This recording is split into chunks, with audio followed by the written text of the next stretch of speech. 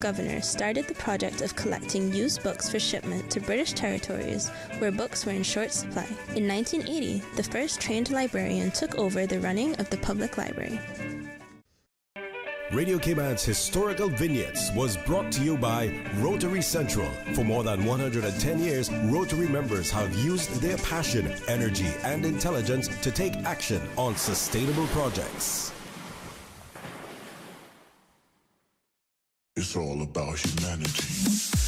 It will be Saturday, March 4th, the 11th annual Rotary Central Health Check, the almost island-wide Rotary Health Screening. See us at Foster's Republic's West Bay, cost you less at Governors Square, West Bay Road, A.L. Thompson's Georgetown, Foster's at Countryside in Savannah, Bordentown, from 10 a.m. through 2 p.m. Take advantage of a free mini-medical, a physician's check on your blood pressure, your A1C, your cholesterol, your blood sugar, your healthy weight evaluation, and more. The 11th Annual Rotary Central Health Check in conjunction with the Health Services Authority. Saturday, March 4. Save this date that could save your life. Rotary, all the good you imagine. Grand Cayman's biggest one-day family fun day is back! The 54th Annual Agricultural Show at the Stacey Watler Agricultural Pavilion in Lower Valley. Ash Wednesday, February 22nd. Raffle tickets are on sale now, and for only $25, you can win $20,000 and so many other prizes. Raffle tickets include general admission to the show. For more information, visit them on Facebook or CaymanAgriculture.com. Talk Today is brought to you by Subway, open 24 hours in Countryside, Anderson Square in Georgetown, and Centennial Towers in West Bay. And by the Ministry of District Administration, Tourism and Transport. Explore your history, explore your land, explore your sister islands. MedLab in Smith Road Plaza, your complete medical laboratory solution. Call 949-7331. And Savannah Pharmacy in Countryside Shopping Village, convenient opening hours including Sundays and holidays. Oh, I think they're doing a great job. A lot of them are. Good afternoon, Dwayne. How are you? Not too bad, sir. Ladies and gentlemen, Radio Cayman's Talk Today with Sterling Dwayne Ebanks. But I do have some questions. There are more questions than answers. Radio Cayman's Talk Today. If you're ready to talk, we're willing to listen. Well, I really enjoy this program today. Cayman Islands' foremost listeners participation program. May God bless every person.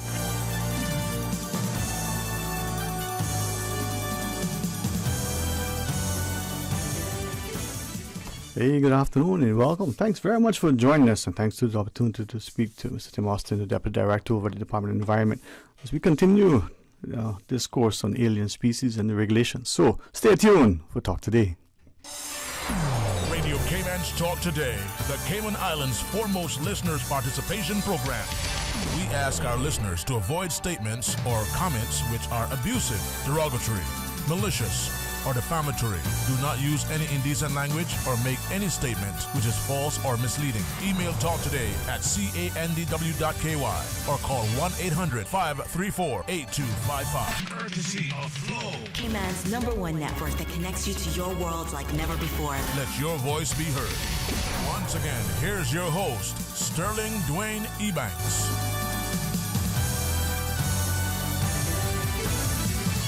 Hey, good afternoon and welcome. Thanks for joining us. And good afternoon, Tim. How are you today? Oh, I'm doing great. It's always a pleasure to be with you here today, so thank you very much. Wow. Appreciate you reaching out to us and getting a chance to continue this discussion on alien species. And I was driving in, I kept looking in the sky and I'm going, well, it's a pretty moon. But, yeah. So we're not talking about those kind of aliens. Not those aliens, thankfully. We don't have to deal with that just yet. All right. Well, what aliens are we talking about? And with the greatest sincerity and seriousness. Why are we still talking about it? What's the issue? There's a lot out there, depending on who you ask and where you look. There really is a lot to talk about, and I hope I can do it justice today. alien species generally are those kind of species that shouldn't be here. So Cayman has native species, which are species that were here before humans arrived. They've adapted and grown with the island. And we also have endemic species, which are also part of the native species. And those are species that are found only here. You know, you don't find them anywhere else in the world. Classically, the blue iguana, everyone recognizes that. And little Cayman, obviously, the Cis-Islands rock iguanas. So alien species are those species that have been introduced since the arrival of humans, basically. People have brought them to the island, and typically they're outside their range. They wouldn't normally be here. Okay. And because obviously our native species haven't evolved with them, they sometimes have the ability to become really problematic, and at which point we call them invasive alien species. These are ones that are disrupting the ecosystem, and I think the green iguana is probably the most I think significant example where people would recognize that was a problem here. Okay.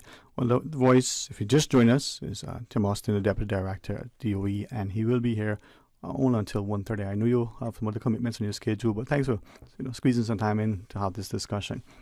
I want to be guided by you with the intent to help to inform and educate and to invite people to participate. And through perhaps prompting, maybe I'll become a little bit more, as they say, edified relative to what's happening. But just simply, you use two things just then, the range and then the broad here. There are many people just comment, well, at what point is something here considered to have been here long enough?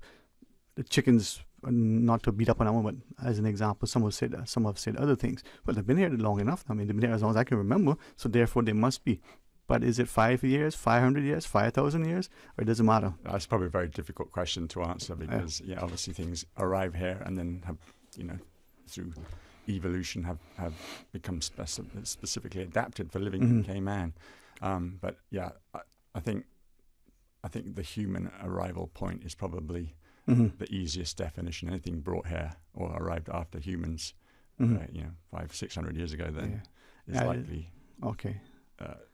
no longer to be considered native. All right, and I certainly don't want to belabor it, but because I've seen many little comments on it in different areas. I know Miss Gina, when she was on recently, I sort of spoke to it slightly as well.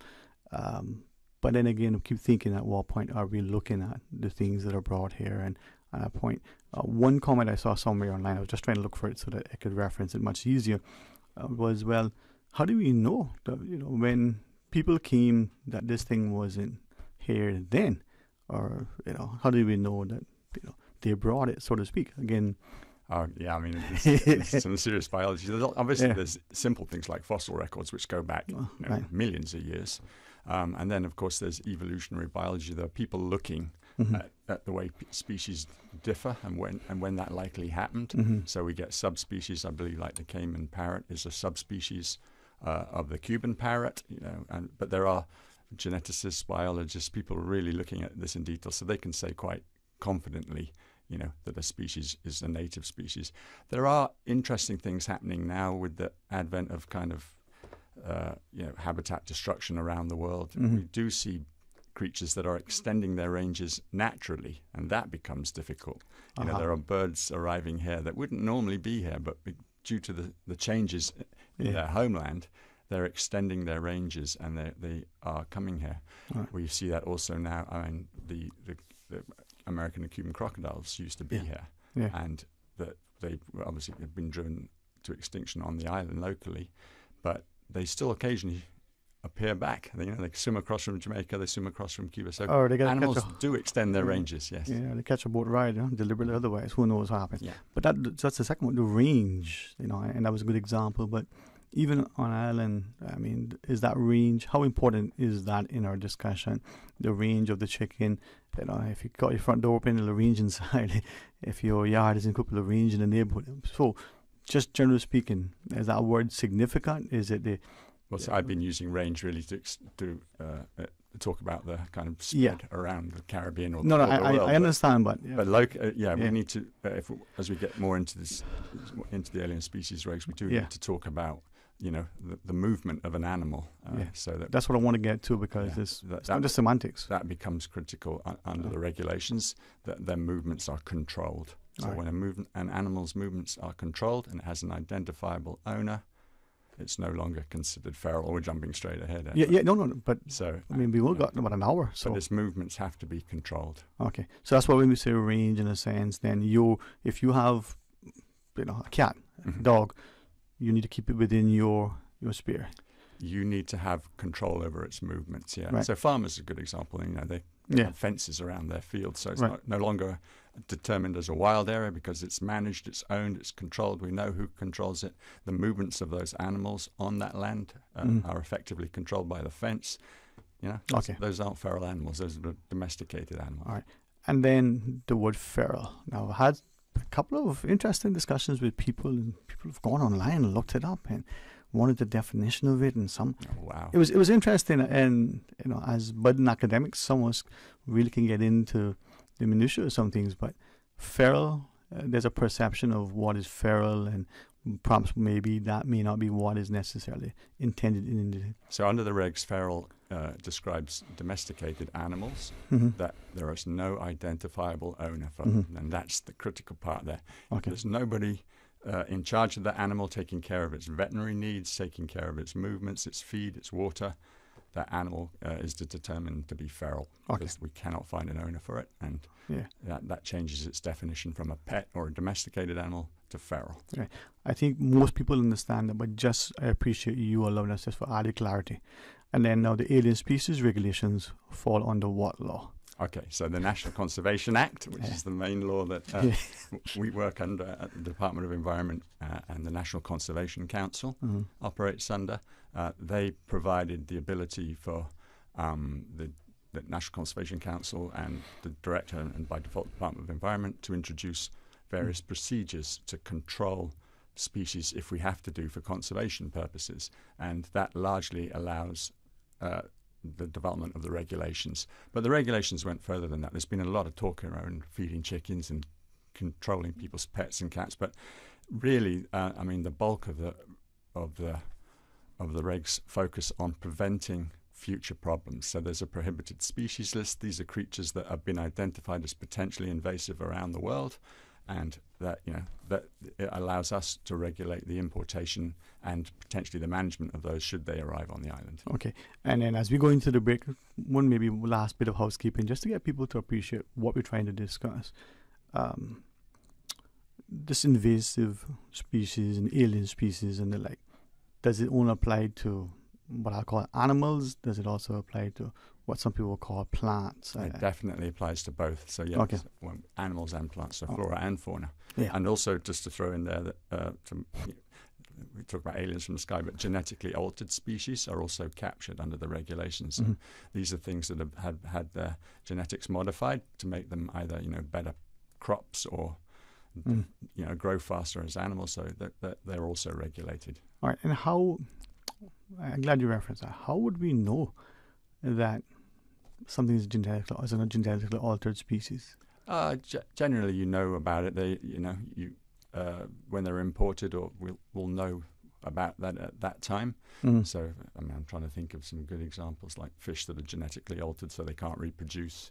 The mosquitoes that we had here that were had hair. I think, maybe they were supposed to have a short life. Then we know about them, and there's certain plants and crops that we're aware of that are genetically modified, and we just rely on the fact that the relevant information is available. Okay, and then so as an example, just for clarity for me, would that then, like say dogs, this dog breeds with this dog, and then that dog that's not genetic. That's just crossbreeding. Crossbreeding. Yeah. All right. What was once a thoroughbred, now is a man. Okay. Yeah. So when we come back, let's get into the meat of the matter. All right. Please stay tuned for Talk Today. Valentine's Day is around the corner. Your friendly neighborhood pharmacy, Savannah Pharmacy, is here. Valentine's Day cards, gifts, and more. Don't break the bank to show your love this Valentine's Day. Whether you're shopping early or scrambling last minute, Valentine's Day made easy at Savannah Pharmacy in Countryside Shopping Village, just around the corner, with everything your family needs and convenient opening hours, including Sundays and holidays. Wouldn't it have been grand if you had purchased land 30 years ago? It may not be 2020, but a perfect vision has never been more clear. Kim and Brack and Little Cayman. poised for growth with an eye on the future. Your land, your history, your future. Discover all that our sister islands have to offer. For medical lab services in Cayman, go straight to MedLab. Blood test, x-ray and mammogram, all of that is MedLab. Affordable fees and friendly service, a full professional team. MedLab is always comfortable, MedLab is always clean. For medical lab services in Cayman, MedLab. February is here. Don't let the motivation fade. The MedLab team would like to encourage you to stick with your 2023 resolutions. Barry's Golden Jerk, the Cayman Brac sensation, ranked the #1 restaurant in Cayman Brac by TripAdvisor and home of the authentic jerk. Barry's Golden Jerk, serving large portions of the best jerk chicken and pork. Open Wednesday, Friday, and Saturday near the airport, or call 917-6713. Barry's Golden Jerk. It's simply better. Grand Cayman, the concert you've been waiting for is almost here. Yeah, man, this is Graham Smart. And the hottest pre-Valentine's ticket in town, Cayman Airways. The Ministry of Tourism, Palmyra Development, and Tortuga presents 3-time Grammy Award winner, Gramps Morgan.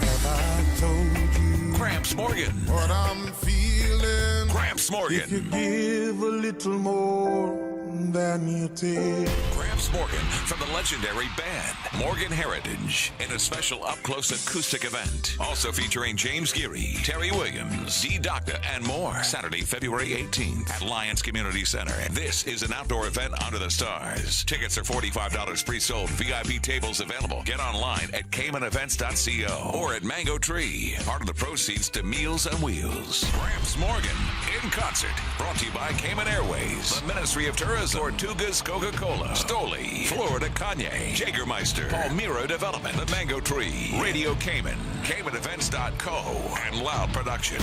Gramps Morgan. Yeah! Saturday, February 18th at Lions Community Center at 8 p.m. Let me tell you something. I've been fishing our island since I was a boy, and it's getting harder and harder to get a good catch. Maybe it's because there are so many more people in Cayman than ever before. Maybe it's because of how the climate is changing.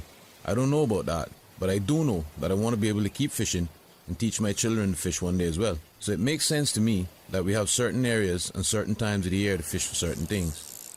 It feels unfair not to be allowed to fish where my dad taught me to fish, but I know that being patient now means we can keep fishing for many more generations. We're all in this together, right? For more info, download the Cayman DOE app or visit doe.ky. Talk today. But I do have some questions. Talk today. Cayman Islands' foremost listeners participation program. Talk today. Because there are more questions than answers. What the public is saying. Waiting to take your calls right now. Sterling Dwayne Ebanks.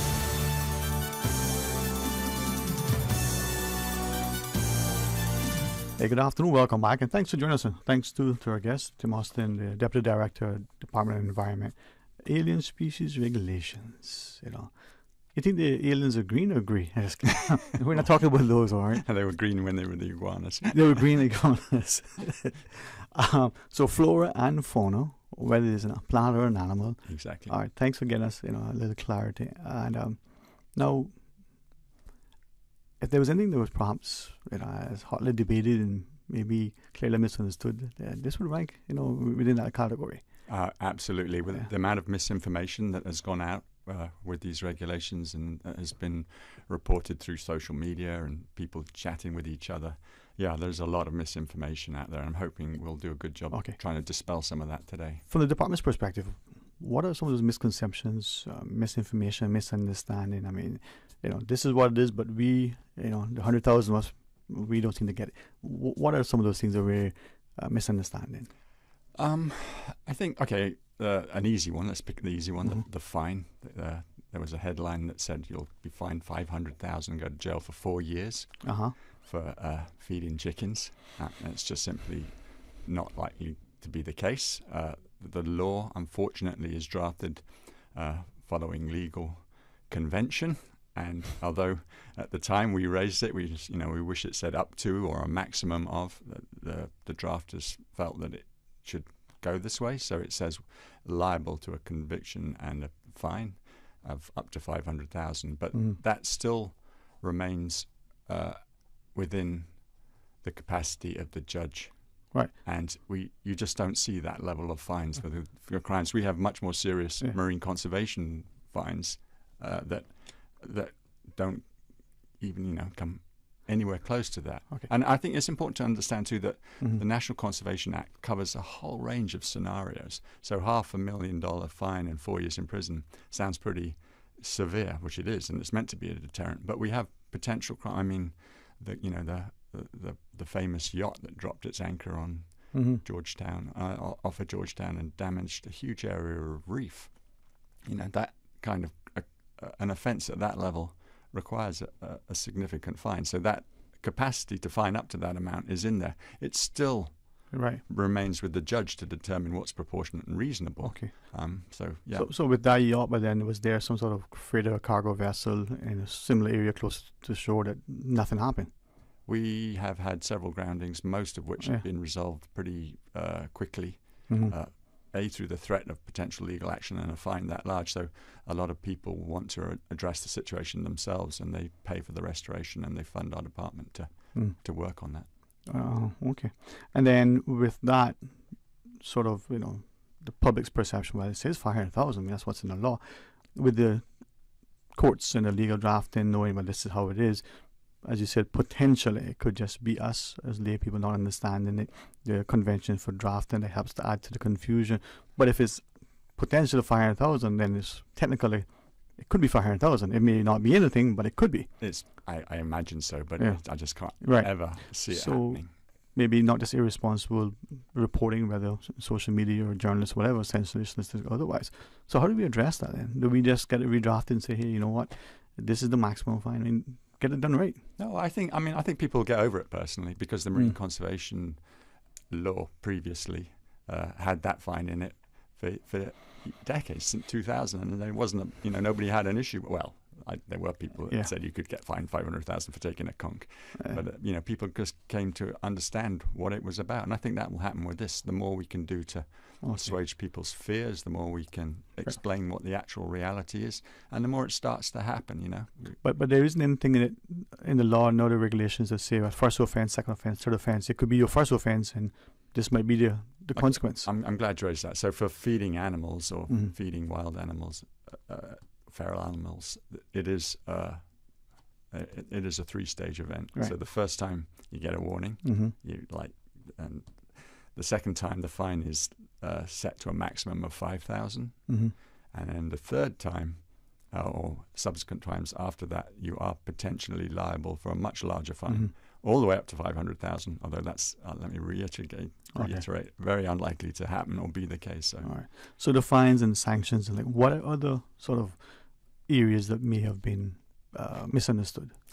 We're going to come and start killing your pets. We're not interested in animals that are legally owned, that are well cared for, that are looked after. We got a lot of abuse that we were killing pets in the sister islands. But I'll just reiterate that any registered pet, any cat, dog or animal that we trap that has an identifiable owner, we returned it, and that happened on a number of occasions. So we're definitely not targeting animals that we know belong to people. We're also not using poison. There was a lot of miscommunication that we were poisoning cats, and then a cat showed up. I heard of one showing up on social media, but that we are not using poison. Some of that miscommunication stemmed from the fact that we were putting rat traps out, and the rat traps were in boxes that typically were used to house poison, and the words poison were on it. Anyone who opened up that trap would have found just a rat trap in it, a snap trap, rather than poison. We're not using poison. Okay. There's still a lot of other misconceptions, but yeah, I mean, if you wish, and we're going to be guided because we do recognize that Y130, we make a mic more and more, but this covers as much space as you're able to know. Sure. So the fines, we're not coming into your household. Take your pets, no. Yep. So then there's been a lot of debate around the trap, neuter and release programs that many of the animal welfare groups on island are administering, and there was some communications that we were going to stop anybody neutering animals. That's simply not the case. What has changed now is that the ability to release that animal back into the wild is being regulated. So we no longer would want to see cats, dogs, just cats in this instance, trapped, neutered, and then just released back into the wild, because all of the evidence, all of the work that we've been doing, the research that we've done from around the world shows that trap, neuter, and release only works in very, very specific conditions, small, closed communities where it's possible to do that. The Sister Islands and Grand Cayman is not the case. We've got cats, dogs, animals being imported all the time. We've got cats going between the islands. And also there's evidence that you just simply can't capture the cats at the rate needed to implement a sophisticated program. And then obviously, just because a cat is now unable to reproduce doesn't mean that it doesn't go out there hunting. So the problem still persists for the lifetime of that cat and any other cats that are introduced through trap, neuter, and release. So there's been a lot of debate and chatter around that. And we were not able to easily find common ground because many of the groups on the island believe wholeheartedly that this was working. That all of the evidence was to the contrary for us. It wasn't working at a fast enough pace. So it was a difficult area that is largely probably not resolved, but the regulations are in place now. And you said the TNR is only for cats, so you can't have them fixed and then send them back in the wild. Not for dogs. No, I think I'm getting out of my depth now here, but the feral dog program or the roaming dog program, certainly when I was younger, there used to be a lot more dogs roaming, and I think agriculture got a good handle on that. I remember the roam van and the work they were doing, and so they have the necessary legislation in place to control that, and they focus quite hard on the dog problem. So I believe that is that's largely under control. But yes, no, you're not allowed to have dogs roaming free. Right, and for these regulations, just make sure I don't misunderstand you by even asking anything, confuse people, just for clarity. The TNR, if people were, for whatever reason, someone found a dog and going, I don't want it, but this dog needs help, took it in, not that I imagine anybody would do that, but just say that they decided, took it to the vet, got it spayed, gave it its shots, to care it and say, well, hey, you doggy, back to where you come from. If they did it with a cat, that would be an offense under the regulations. That would be. If they did it with a dog, I think it's also an offense. Okay, just want to make sure. Yeah. All right. I mean, I don't think people would do that anyway, but just saying, cats have been the focus, but it's the release of any animal that is considered. And you, sorry, go ahead. Yeah, is not a native species. Yeah, no, fair enough. And you reference, it's not being, even if TNR was effective, it's not at a fast enough pace. I think it was the phrase used. What pace are we looking at, and how do we arrive at that pace? So we have been aware. We've talked about the kind of threats. We understand the island's developing at a very, very high rate, and we're losing habitat. There's all kinds of threats to wild animals on the island.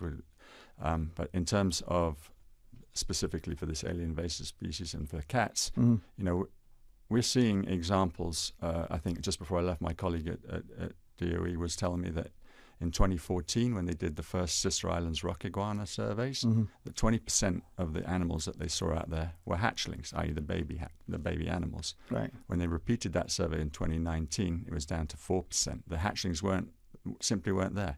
I know also that the Blue Iguana program, the National Trust program, similarly, they're releasing animals into the wild, but they are just not seeing the hatchlings. And they were like what's going on? And nobody could, it wasn't obvious what was happening. We felt it was kind of obvious in the Sister Islands, but in Grand Cayman it was a slightly different story. They put out camera traps to try to track the movements of these animals, and lo and behold, the cats showed up on the camera traps. So these are just cameras that take pictures of moving animals, and they were hoping to get iguanas, but lo and behold, there was a lot of cats. So suddenly the problem of cats in the Grand Cayman was brought to attention. There's lots and lots of evidence that cats predate on our species, and particularly you're hearing a lot about the brown boobies on the bluff. These are nesting seabirds. They're easily approached by cats, humans by dogs, so they're at risk. And we've had documented evidence of cats attacking that. We have documented evidence of Sister Island rock iguanas really struggling. We know that cats take lizards, birds routinely. So a lot of our animals are really under severe threat from feral cats. And those videos, I mean, I think into other jurisdictions that release police videos or whatever it helps the cause. Are those videos able to be disseminated to the public? Yeah, so I think we've done quite a lot of social media outreach where we put kind of rather disturbing or graphic images of either injured birds or cats with iguanas in their mouths. But we've just finished our fieldwork season, or our fieldwork effort in Middle Cayman. The BRAC is currently ongoing, and we have a report that'll be coming out shortly, and I've seen the first draft, and that definitely will have a lot of photographic evidence in it to support some of the assumptions and theories that we're putting forward. And in addition to the cats, whether it's the brown boobies or the rocky iguana, any other potential evidence as to what could be maybe causing to the decrease in the hatchlings and the growth? So yeah, I mean, this is people have said there's so many issues in Cayman. Why are we focusing on cats or But the truth is, this is an area that we can deal with, and we need to deal with it quite urgently. Habitat destruction and loss of native habitats and is a really, really significant one. But it's not one that we have immediate control over. It's something that's in other parts of the government that deal with that. We make recommendations where we can, and we make suggestions.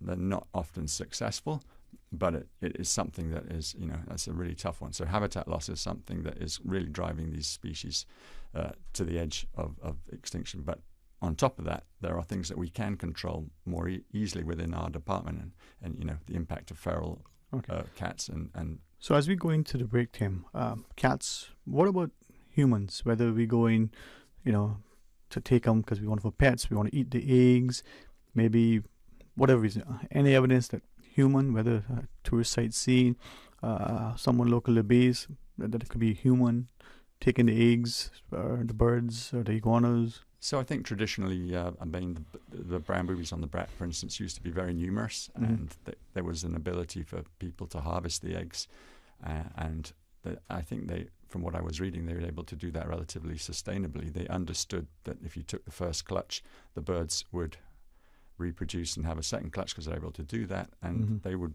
leave those alone to reproduce. But I think, there's so many other issues that are driving, particularly seabirds, down.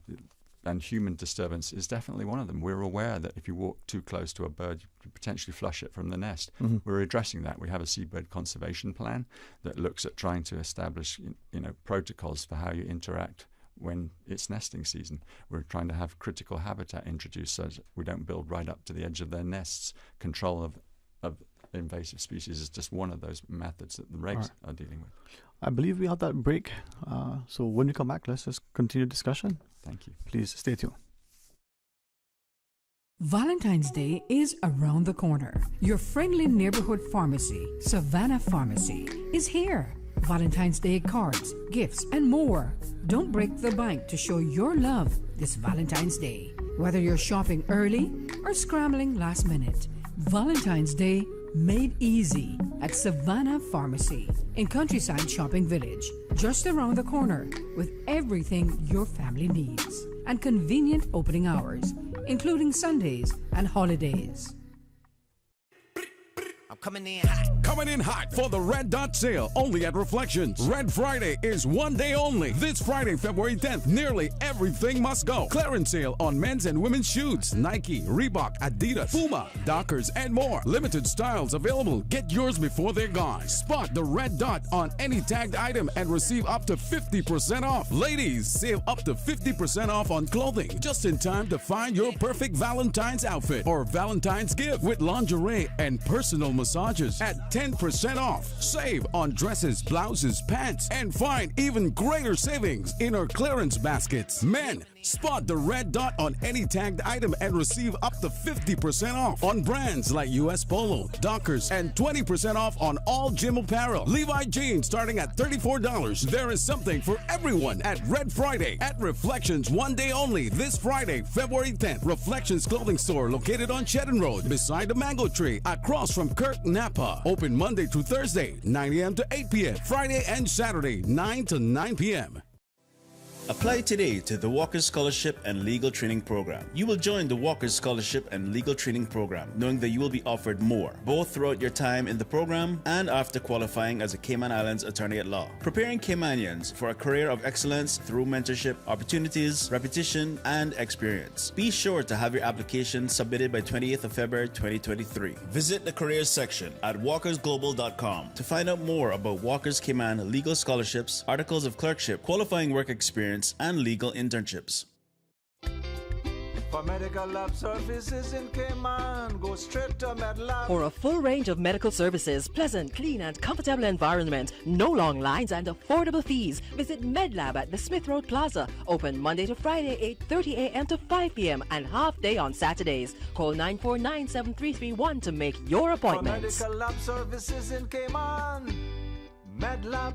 February is here. Don't let the motivation fade. The MedLab team would like to encourage you to stick with your 2023 resolutions. J&M Money touching down again. Now you can send your US dollars at any location on island, including the BRAC. It's easy. Just walk with your US dollars. No need to convert to CI. This is another convenient service available at J&M Money. They always find a way to make it easier and hassle-free. So remember, when you need to send your money and you only have US dollars, don't ever think of what to do. Just head straight to any J&M Money location and send your money the fast, convenient, and affordable J&M Money. J&M Money, touching down again. J&M Money, ranga to la friend. Talk today. But I do have some questions. Talk today. Cayman Islands' foremost listeners participation program. Talk today. Because there are more questions than answers. What the public is saying. Waiting to take your calls right now. Sterling Dwayne Ebanks.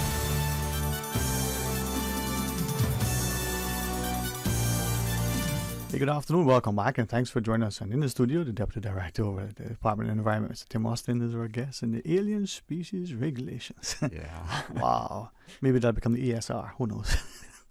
And, but thanks for helping us to get a perspective, at least from your desk as we see it. The cats specifically, and nobody's gonna come and take them and the like and what's happening. But you were chatting earlier about this being the issue, and there are other issues. But what's driving? What's the impetus, and why now, and why the concerted effort? Because it's caused, I'll use the word, seemingly a lot of disquiet within the community. So it isn't really just now. It's we've been aware of it for a very long time. We first started working in 2012 on the Sister Islands when we identified that cats were an issue. We did a lot of community outreach there. We spoke to people. We needed to, get a handle on if this could happen. Then there was a kind of a lull, but the surveys that we were doing, the evidence that was being presented to us, really started to make this a critical problem. And then I think 4 or 5 years ago, we decided we were going to start up this program again, trying to control the cats on the Sister Islands using the now National Conservation Act.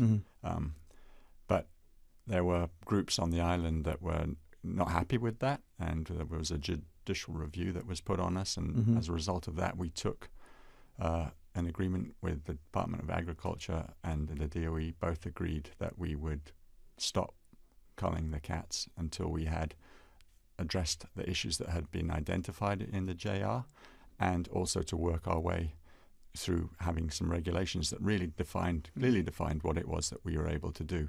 Unfortunately, that process took 4 years to reach agreement. Eventually, that the JR was settled, and we started culling cats again last year, and now the regulations have been introduced. So we've been at this for quite some time. We've been aware of the problem, but there have been some roadblocks that have been thrown at us that needed to be dealt with. So, but really now this is the culmination of all of that, and it is, it's starting to happen. But it's been, we've seen a significant decline of the birds. I mean, just the Sister Islands, the BRAC work for the boobies. When we started in December, there were 12 nesting pairs, 6 on either side of the island that we were working.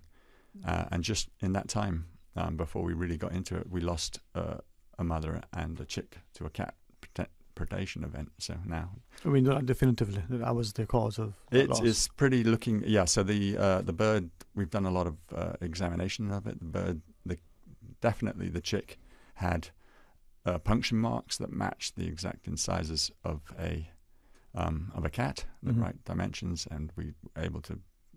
If you read the report, you'll see the work that was done on that, and then it's likely that the parent, in trying to defend the booby, because they will do that. I mean, they'll even attack you and me. People say a cat can't kill a booby, but a booby, because it can fly away, is not going to fly away. It's going to stay there and try to defend itself, and likely it succumbed to its injuries because it had broken wing and was in quite a mess. What they say, the most ferocious animal in the wild is a mother defending its young, right? Okay.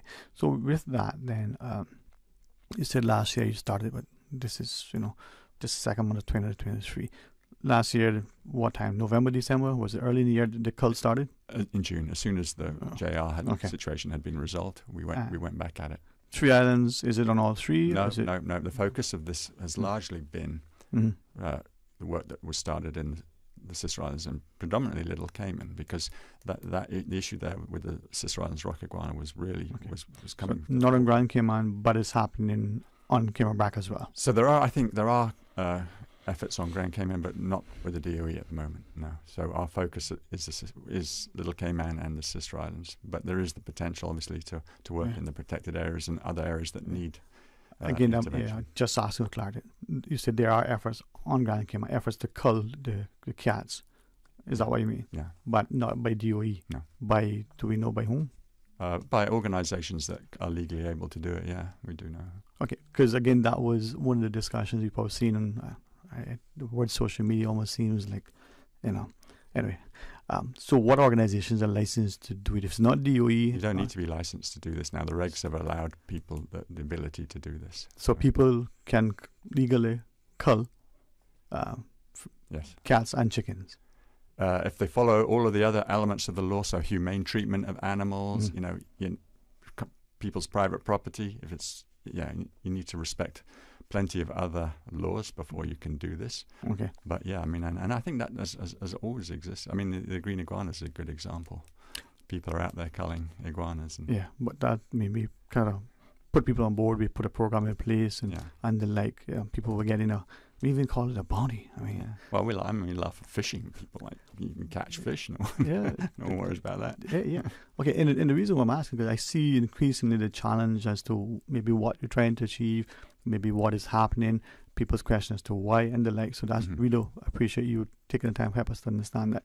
So the perception or the allegations of people on Grand Cayman who say, listen, chickens and cats are being poisoned, and potentially there could be some veracity to that, those allegations. Yeah, well, I mean, definitely poisoning I think is illegal depending on what you're using. And so, humane for us, and it's all about the humane treatment of these animals, where we cannot fall foul of the animals law, and we're very, very cognizant of the fact that it's not a nice job that we're doing. We need to be respectful of people's feelings in that regard. So the humane treatment of animals and the humane euthanasia that we undertake is a lengthy process. So there would be much quicker ways to dispense of these animals, but we go to the lengths to do it in the most humane way possible, as advised by experts that have done this around the world. Right.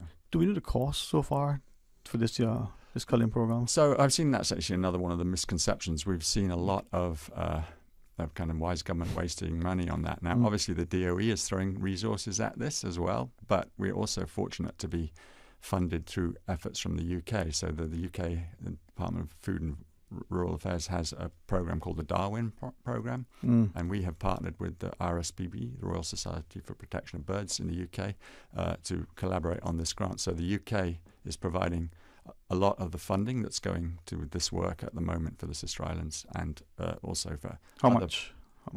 Yeah, doesn't matter if you spend. Probably, I think it's in the region of £400,000 to £500,000. I'm sure one of my colleagues will. So that's 15 billion CI dollars.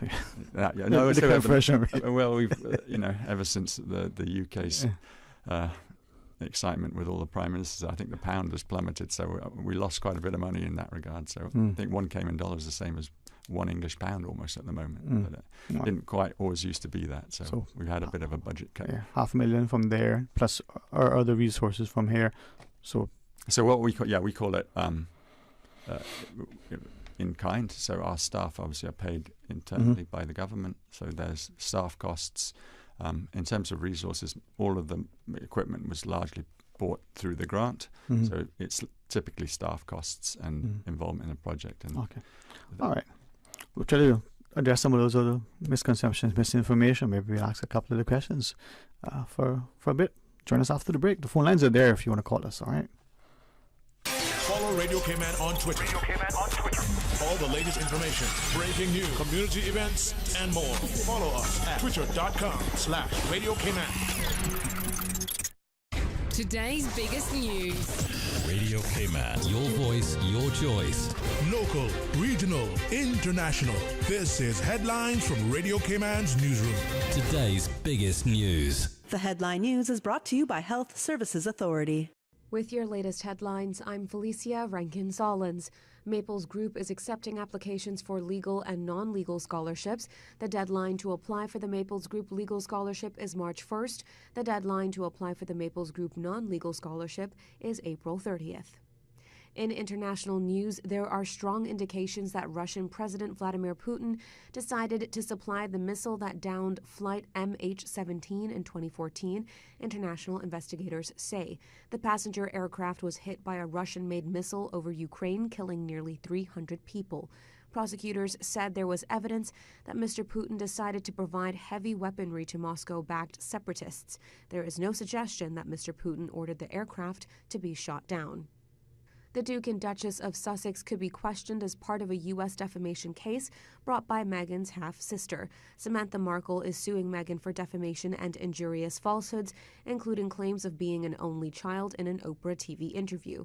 She is seeking $75,000 in damages in a case lodged in March 2022. On Tuesday, a judge rejected a bid to stop Meghan and her husband, Prince Harry, from having to give evidence in a legal deposition. These are your headlines. I'm Felicia Rankin-Solins. For the latest in news and information, follow Radio K-Man on social media, Facebook, Instagram, Twitter. Download the Radio K-Man app or log on to our website, radiokman.gov.ky. The headline news are brought to you by Health Services Authority.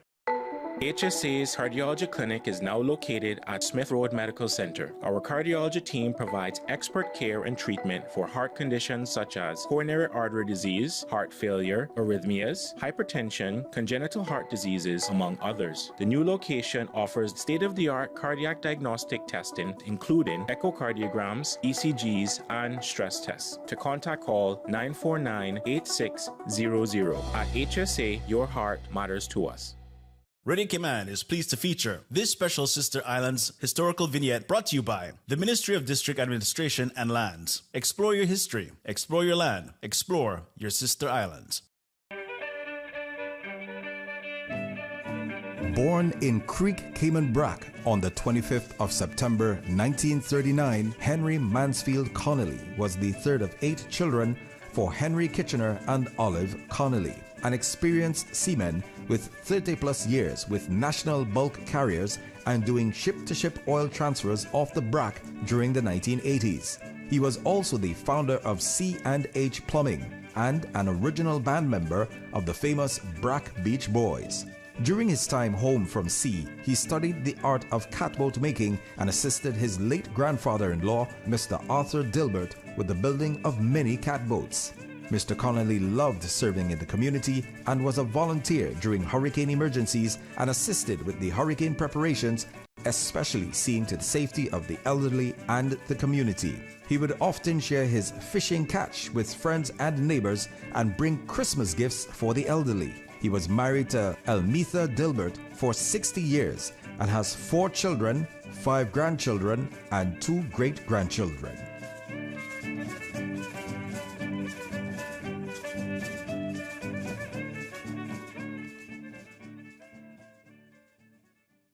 Radio K-Man is pleased to feature this special Sister Islands historical vignette brought to you by the Ministry of District Administration and Lands. Explore your history, explore your land, explore your Sister Islands. Explore your history, explore your land. Explore your sister islands, the ultimate staycation experience. Your culture, your freedom, the land that time forgot isn't gone. It's your sister islands. Discover all that our sister islands have to offer. Talk today. But I do have some questions. Talk today. Cayman Islands' foremost listeners participation program. Talk today. Because there are more questions than answers. What the public is saying. Waiting to take your calls right now. Sterling Dwayne Ebanks.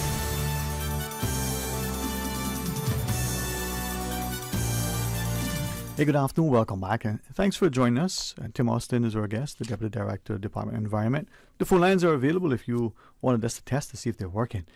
And you wonder who answers. Well, you dial 949-8037, 949-6990, or toll free if it works for you, 949-8037, 949-6990, or 1-800-534-8255 is a toll-free line. I believe we have a caller. So I've seen the good chap taking out the blue wire, putting it into the little circuitry. Okay. You remember those old days where the telephone operator? All right. So it's 500 calls. Let's take the first one. Hey, good afternoon and welcome. Thank you for calling. Good afternoon, Sterling. How you doing? Blessed, healthy. Thank God, man. How are you? I am blessed, but I can't believe what I'm listening to. But anyway, I can leave that alone. Good afternoon to you, guys. Hi, good afternoon, sir. I just want to ask one question that the whole entire community of the 3 islands is trying to find a solution to. The deputy leader of the opposition was on this morning regarding the same topic.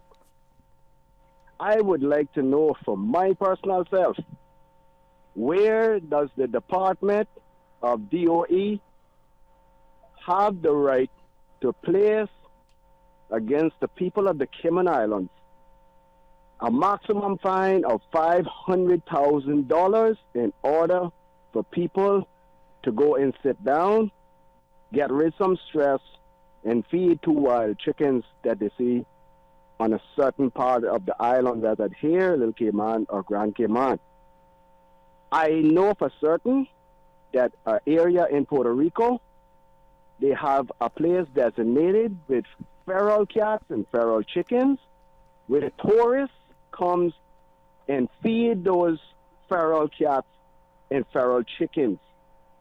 We here on these 3 little islands are living in a democratic country. Cuba right now has a better implementation in life than what we have.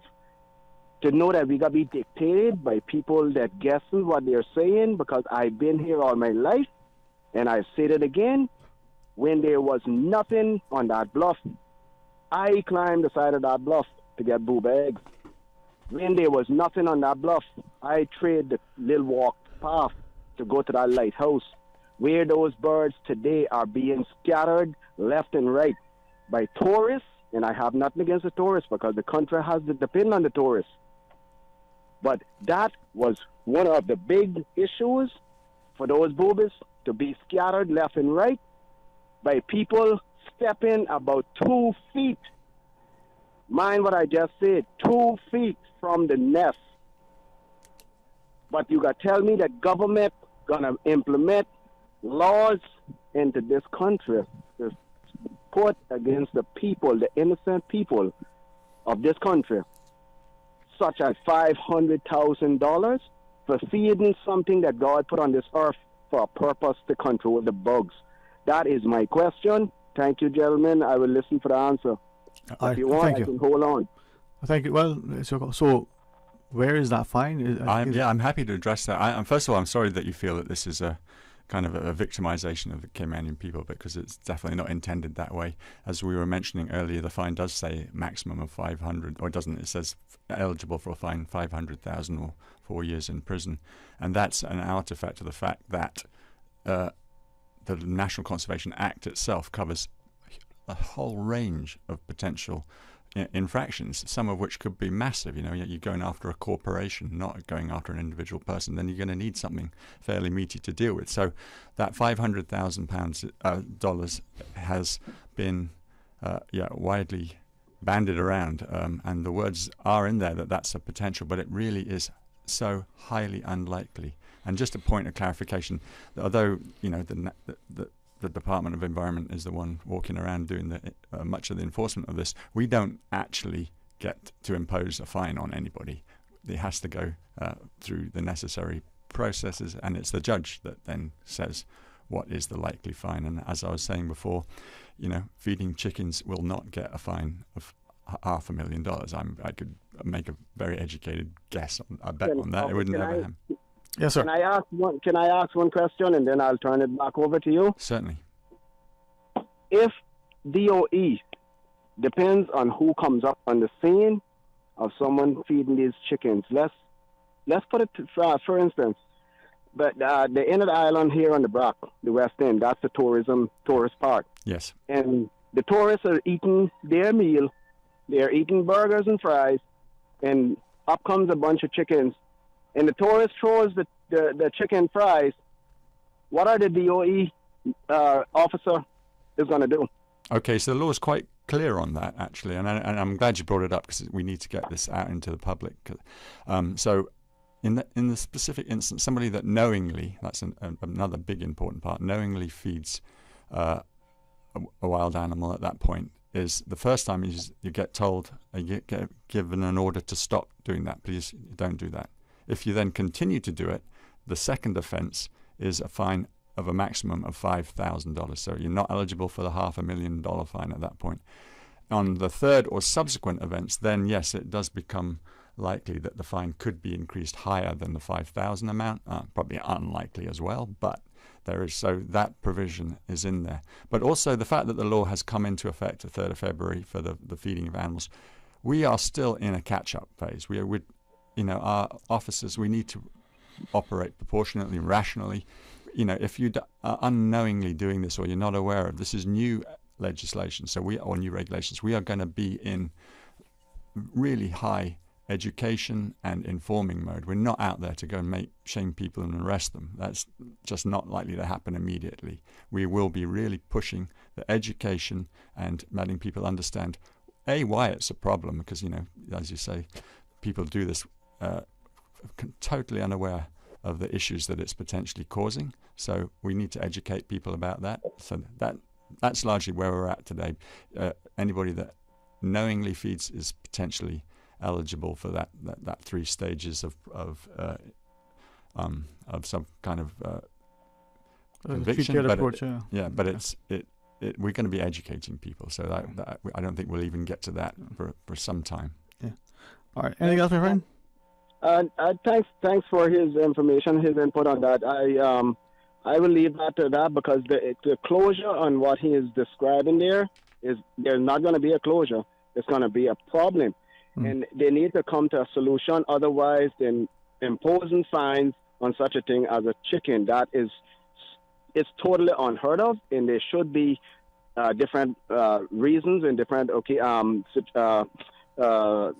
routes in order to get these things under control. Work with the people, and the people will work with you. If you're going to work against the people don't have no choice but to do what they're doing now, and that is to try to raise a riot or whatever against these kind of things, because it's not suitable and it's not profitable to the people, and there have to be other solutions. And I would rather hear that you people as a DOE director and the other ones come to a different solution otherwise than what you're planning to propose to the people as such as fines.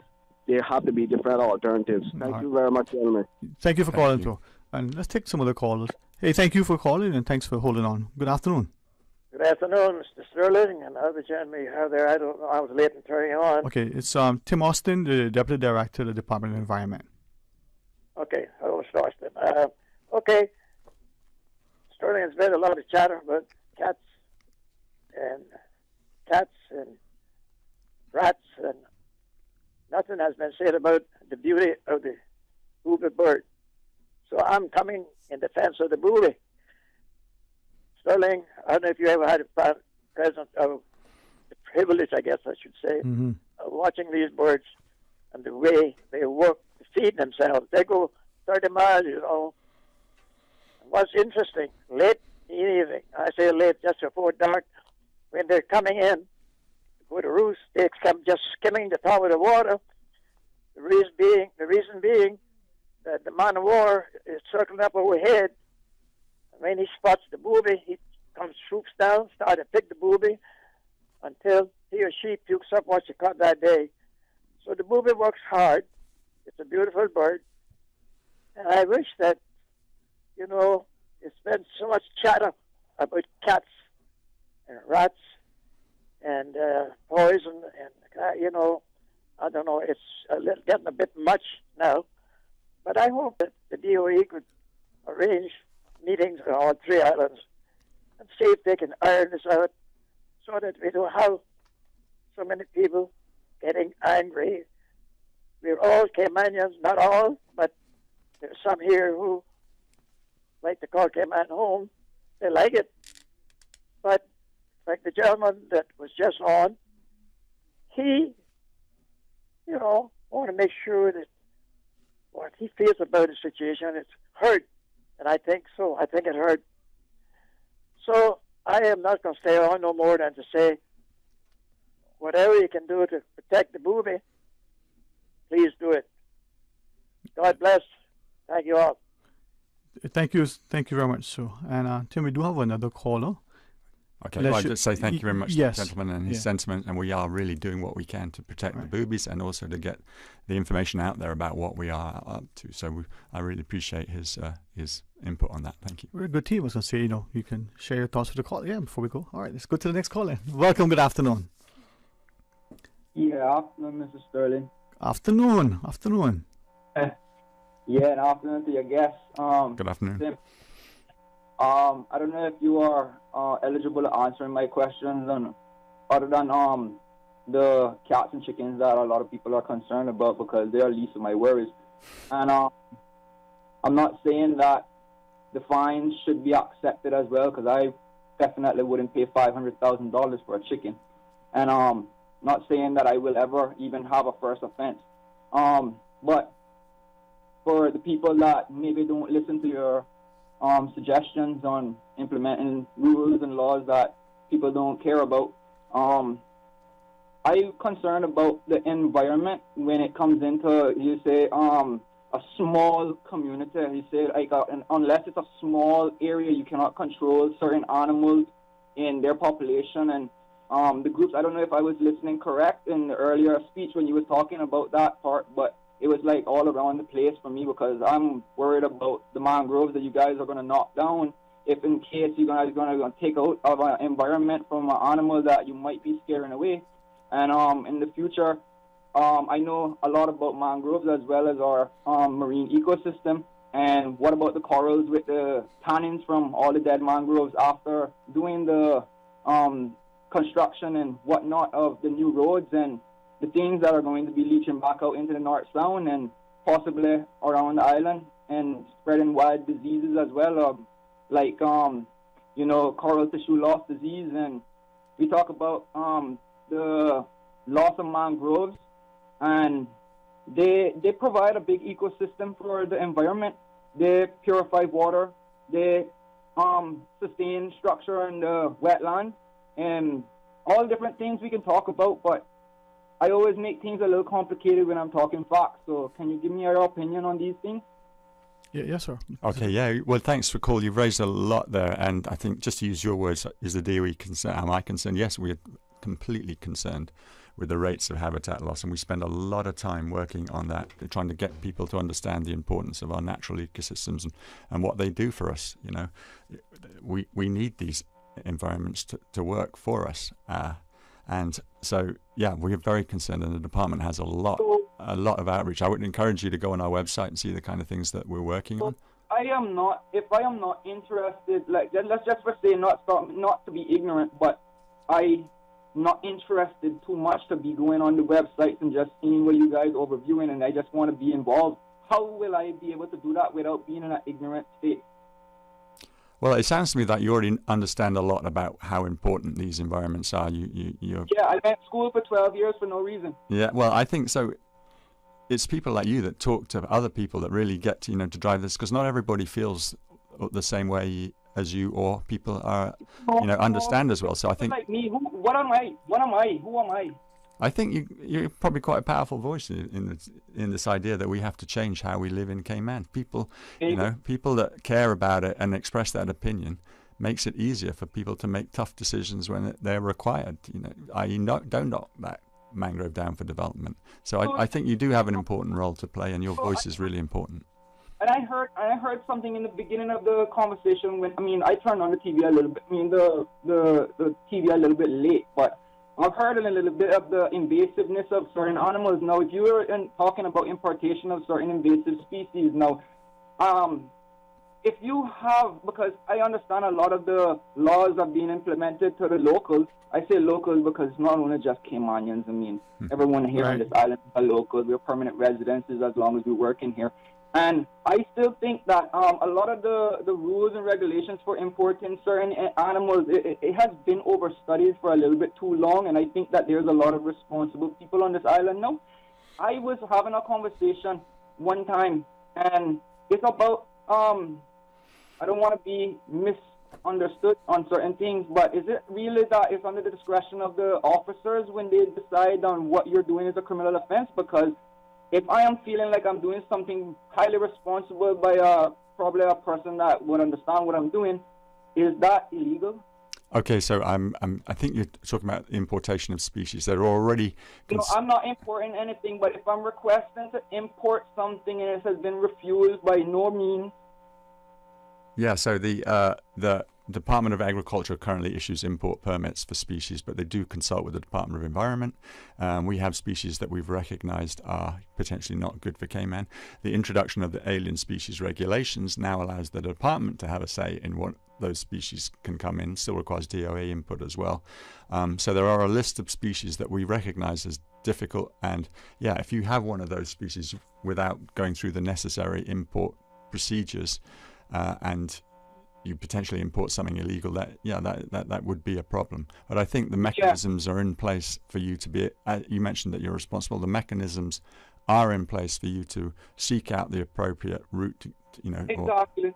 Exactly. So let's just say because I really fascinated about science and geography and all these different type of things. It catch my attention when you guys come on. And here's the thing, if I'm coming from, let's just say because I've been adventuring in the United States, and California is my favorite state of the United States, and they also do aquaculturing with certain breeds of fish and invertebrates and, for example, marine life. And in order to help restore the coral reefs in the Great Barrier Reef. Now, the Great Barrier Reef has always been an overstudy for years, and I would consider it a little bit over a decade. And I'm not 100% sure, but I've only been in the marine life expertise since 2006. And I really concerned in what is going on with the Cayman Islands with it having to do with taking care of the corals. I'm not even just worried about the coral restorations. I'm talking about what are they doing to save corals. Yeah, like I say, we could talk a lot, and I don't want to dominate the show, but that we are doing a lot to that, and I'd be happy to meet with you off air, and you can come to the department and see what we're doing. Sorry. I have a coral farm here in Cayman, and I don't mean about the ones that are out in the ocean that are being hanging by string. So I don't want to let too much go before the big fanfare, but we don't have a coral farm as such, but we are currently investigating the ability to have a facility, yes. It has been studied elsewhere in the United States, and I come back with proven facts that it could work. It's not hard because Florida is doing it. I don't see no reason why Cayman can't.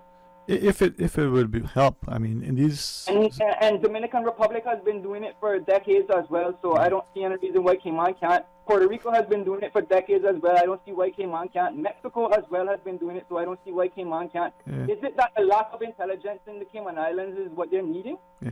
No, Mr. Tim has offered to meet you with off air. Would you want me to share your number with him, or? Yeah, I would love to. If he could take my number down, you could expect him, Mr. Sterling. I'm okay with that. I'm okay. To talk. All right, perfect, man. And then this is where, as Tim was shared, the more we know, the more we share, the more interest we can. But thank you very much for that. All right. You're welcome. All right. Thank you. And now as we go into this, and this is the passion I think many have for the environment. Some will specifically look at maybe the marine environment and the like. But this alien species regulations, a couple of messages came in and keep saying, well, okay, we need to do something. So two things. Referencing earlier, you talked about, and going to go on, perhaps undertake a robust education. To the caller, I presume that's the reference, and the gentleman who said on the back, with the tourists feeding the chickens the fries and the like. And you said knowingly. But this individual said, well, ignorance of the law is no defense. So if there's a law that says this, the fact that you don't know that it says it, you still commit an offense. Mm-hmm. But I think that those are the words that are used, but that's probably more for us in our response. Are we going to prosecute somebody for feeding a chicken? Because I agree that these regulations are so much bigger than just feeding chickens. There's a lot of important stuff it covers, but people are focusing on this one idea that feeding chickens is why these regulations have been introduced and why there's £500,000. We need to move away from that. That's not likely going. The chickens issue will hopefully work itself out over the next couple of months as we try to educate people and move towards, as that gentleman suggests, something that works for people. We need to educate people as to why you can't do this. Keeping the chickens on your own home and feeding them and having them owned by you is not a problem. Feeding a bunch of wild chickens that then go and cause problems for people is an issue. But it's not just chickens; it's any animals. We ask people not to feed the Sister Island rock iguana. We ask people not to feed fish. Feeding animals generally in the wild is always fraught with some kind of problem. All right. And as we go to the next call, the other message shared, I was asking them where exactly is the name, but there's a park somewhere off South Sound in some development, I think by Bel Air, the person said, and witness people feeding the iguanas there with raw chicken. Now, I thought they were always, but this message says, nope, that's raw chicken, and they've green iguana is eating it. So two things, not getting it off, but is that in itself an offense? You're feeding these iguanas that congregate there at that park. That would be an offense, yes. Okay. But just chicken, iguanas or green iguanas, I think, are largely herbivorous. They eat trees, but I think they're omnivorous. They are opportunistic. They will eat anything that's thrown down in front of them. Yeah, I thought that they didn't eat meat, but apparently. Well, I think so. Weirdly enough, the one video I've seen of a green iguana attacking a bird was where there was some little chicks. Yeah. And this iguana came belting across the road, grabbed the chick, and ran off with it. And that was somebody had captured that on a cell phone video. So. All right. Well, we do have one other call, Mr. Tim. Hey, good afternoon. Welcome. Thank you for calling. Good afternoon. Afternoon, sir. How are you? Afternoon. I'm doing great. How about you? Oh, excellent. And thank you too for sharing with us. Right. Shall I say up front first? Mm-hmm. I think the topic about the chickens and the cats, for me and many more, it's nothing less than disgusting. Can the gentleman go in Key West and tell the authorities there that the chickens cannot roam free? Why in hell do we have these smart-ass people coming in here to get a job in our island that they probably couldn't get that kind of job in a place else? Why don't this man and others try to educate? When you talk about education, educate your environment department that they should go to the public and have their garbage containers properly secured, that rats cannot get into it. And when the poor garbage man go to take the garbage out of the container on the side of the road, the rats jump up in his chest. You haven't heard anything yet. We need environment department that is looking positive at our environment. Not just a couple of stray chickens. The chicken eat the roaches, they eat the centipedes and other things, and really, they're food for some people. Why go off into the deep end talking about the chickens and maybe a few stray cats? I have a few stray cats around my place. Before the cats came in, we had rats, shall I say, in abundance. And now we haven't seen a rat in months, in many months as well. I just cannot, stand by and see these people coming in here in nothing less than intimidation about a $500,000 fine and all that. For what? I would say, sir, with no disrespect to you, you should turn the other side of the coin and come on the shore, invite us to come to your meeting and tell you how we see it and what it should be in order to clean up our island in a cleanly, environmental fashion. This is really more than heavy-handed to us. And I just hope that you and the others would listen to us instead of bringing this thing overnight and hitching the face about these fines. It is not good for the environment. It's not good for the people.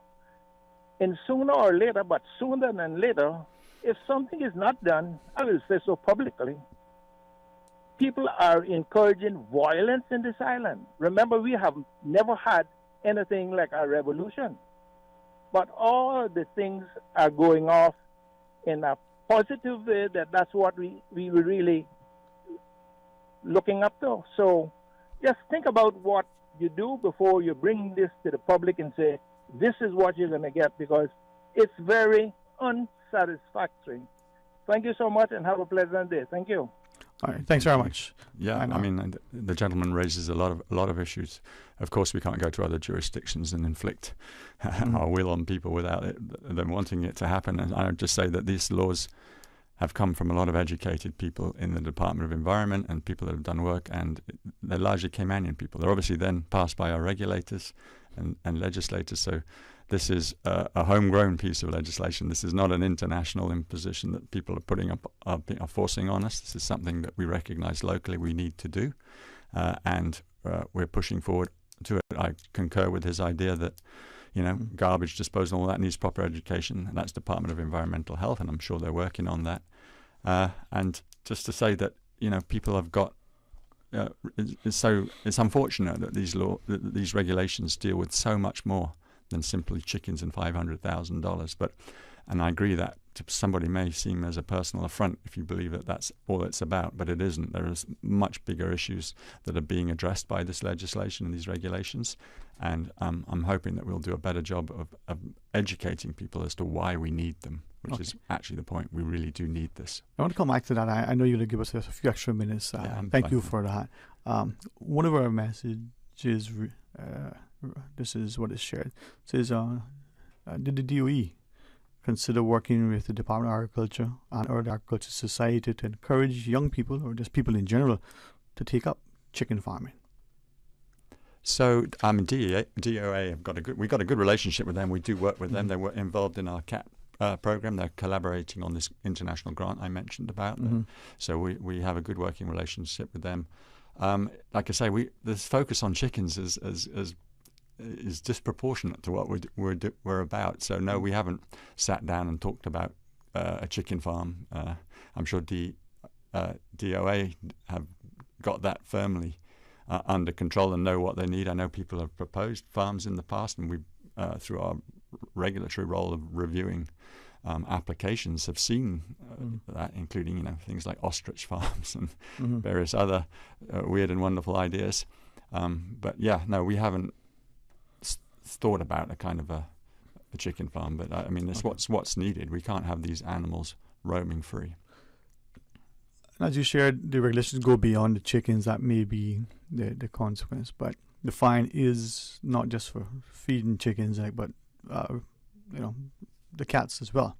So other than chickens, let's focus on the cats, because many are concerned of the culling and the approach and this and that. What else you want to share with us, and what other areas? Well, the cat situation is a tricky one and a difficult one, because we recognise that there are certainly improvements that are needed in animal welfare on this island, and I'm sure that will become a priority and that the government will work towards it. There are definitely gaps where it could be improved, and we recognise that. The issue we have is that the national, the regulations that the alien species regs, we needed those. We couldn't wait for the improvement that we would need in the animal welfare. So the idea, catteries and places to keep animals that we take from the wild. So there aren't options at the moment. The trap neuter release, we are well aware, is not working effectively. We're still losing species, endemic species and other native species at a vast rate. So there aren't a lot of options at the moment other than to push on with these regs and hope that everything else catches up. The cat situation of suddenly stopping to feed cat, the people that are feeding colonies of cats, we're working with the various organizations to clarify that. If you've got cats on your property and you're feeding them and controlling them and controlling their movements, that's not against the law. Trap, neuter, you're allowed to do that and keep them on your property. They just need to stay on your property. I guess what you cannot do is feed animals that you do not own. So right now, even though it applies to chickens, the focus is on cats, right? So let's just want to make sure that's the clarity in Grand Cayman. But with the cat situation, the cat colonies, let's say there's an organization or there's an individual and they see these cats, and whatever the motivation, they just kind and humane and they want to go out there and take care of these cats, and they're congregated at the corner, by the mango tree next to the tamarind, and they go there religiously every day and carry water and food. Do you know what sort of interaction any has happened with individuals or entities that are doing that? Well, this is what the regs are going to deal with, and this is what our job will be, to educate people and try to say that this practice is not a good practice. It's not. I mean, I haven't had time to tell you that our work in the sister islands, the cats, it's also inhumane for cats that are released into the wild. They don't live great lives. Of the cats that we've culled this time, and we've done autopsies on them, or necropsies is probably a better word, they're in terrible physical health. They're injured, they're hurt, they've got no vet care, they don't live great long lives, but they're in really bad shape, and they're not supposed to be on a rocky, dry island. The cats are not, supposed to be in your house in air-conditioned comfort on your couch or something, not fending for itself on an island they were never adapted to live on. Okay, so thus far, then, the individuals that or organizations that are doing that, presumably there are conversations ongoing with them to say, cease and desist. So we have engaged with a number of them prior to this in the build-up to the regulations being released, but it was more about our approach to humane control of cats on the sister islands and to try to find some common ground with them. Could they take the cats? And most of these organizations are already overrun and overwhelmed. So the idea of rehoming the cats is a difficult one, because most feral cats are really difficult to train and take a lot of time and effort. So we have, although we've had some fruitful discussions with them, we didn't arrive at a common ground other than the idea that we probably have to euthanize them. So we have had a couple of members of the group come with us to inspect how we're doing it, to ensure that it was humane. They've seen the process. They trust us now that we are doing this appropriately. They trust that we scan every cat we catch, we investigate it, make sure it's not somebody's pet. We're doing registration of people's cats and dogs, or cats particularly, so that we can be sure that we don't ever hurt your pet because it happened to roam off your property that night. So we're really going to great lengths to try to work with people and organizations. Just the common idea that you can feed a bunch of wild cats and let them roam out, bringing devastation to the local native species, is something that is a sticking point. It can't happen. So that is the area that we need to really focus on, let people know that this is the attention of the regulations. All right. Well, I certainly appreciate you taking the time, and I know you had given us a few extra minutes, but you and or your colleagues, the platform is here if we can have continued discussions. I'm sure there's a lot more to talk about, and we have barely scratched the surface today, and your callers have raised some great points. It would be good to discuss those. But thank you again for having us on, and again, you're doing a great job of getting this information out there. Thanks, man. We try to facilitate, and hopefully it all goes well, and then we'll have more discussions. But enjoy the rest of your day. Thank you. And I would just encourage and thank the listeners to say, please get in touch with the DOE at gov.ky, our website, doe.ky. We'll be happy to try to dispel any issues that you may feel have with these regulations. All right. We're going to pause, and when we come back, there'll be open line for the remainder of the program. So we want to take your calls. Stay tuned for Talk Today. Valentine's Day is around the corner. Your friendly neighborhood pharmacy, Savannah Pharmacy, is here. Valentine's Day cards, gifts, and more. Don't break the bank to show your love this Valentine's Day. Whether you're shopping early or scrambling last minute, Valentine's Day made easy at Savannah Pharmacy in Countryside Shopping Village, just around the corner, with everything your family needs and convenient opening hours, including Sundays and holidays. They say variety is the spice of life, and that's why at Subway we're introducing the new boneless hot sub. Say what? The premium sub brings new ingredients like spicy breaded boneless chicken, French's crispy fried onions, and buffalo wing sauce, bringing a zesty and flavorful experience with every bite. Add some of your favorite veggies, cheese, and ranch sauce of your choice of freshly baked bread for the ultimate boneless hot sub. For a little spice in your life, try the new boneless hot sub from Subway. So good and tasty. And make it a meal with a drink and chips or cookies. Subway. Eat fresh. For medical lab services in Cayman, go straight to MedLab. Blood test, x-ray, and mammogram, all of that is MedLab.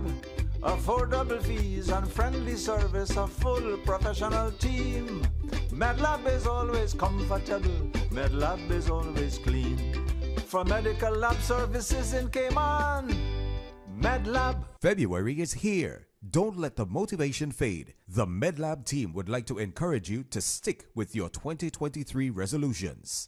Join us Friday, February 10th at the Harquail Theater for the Valentine's edition of the Laughter Lounge Comedy Show, hosted by Corey Bell from Showtime's Monique and Friends, featuring comedians Mark Gregory and Mark Henderson. Come on down to the Harquail Theater this Friday, February 10th for a belly full of laughter. Happy hour is at 7 p.m. and the show starts at 8 p.m. sharp. For tickets or information, visit laughkman.com or call 326-4510. Sponsored by Heineken, Sky Vodka, and Executive Services.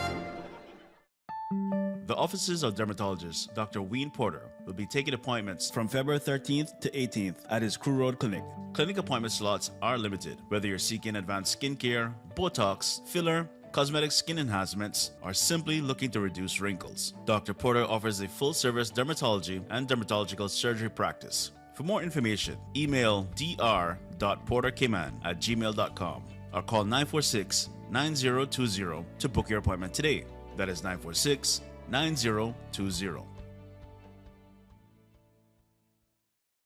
Start your day in the know. Don't miss a beat. Radio Cayman's 7 a.m. news keeps you informed every Monday through Saturday at 7 a.m. Proudly brought to you by Walkers, a reputation for excellence. Learn more about the Walkers Scholarship and Legal Training Program at walkersglobal.com. Talk today. But I do have some questions. Talk today. Cayman Islands' foremost listeners participation program. Talk today. Because there are more questions than answers. What the public is saying. Waiting to take your calls right now. Sterling Dwayne Ebanks.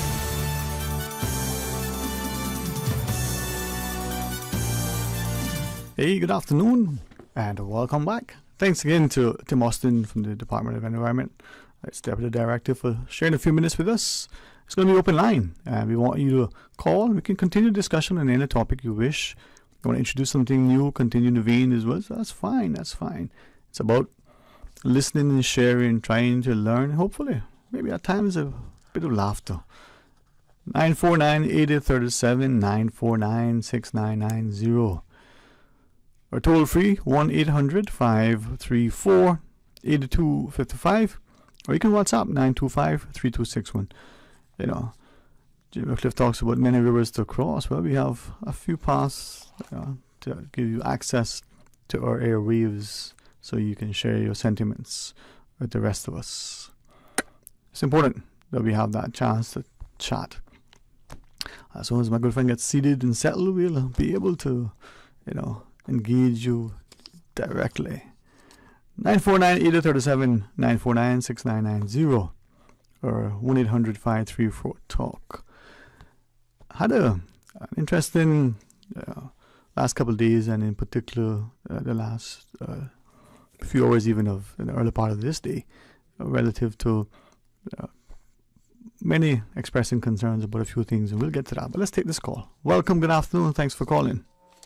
Good afternoon again, Sterling. Yes, man. Welcome back, and thanks for sharing with us, your perspective.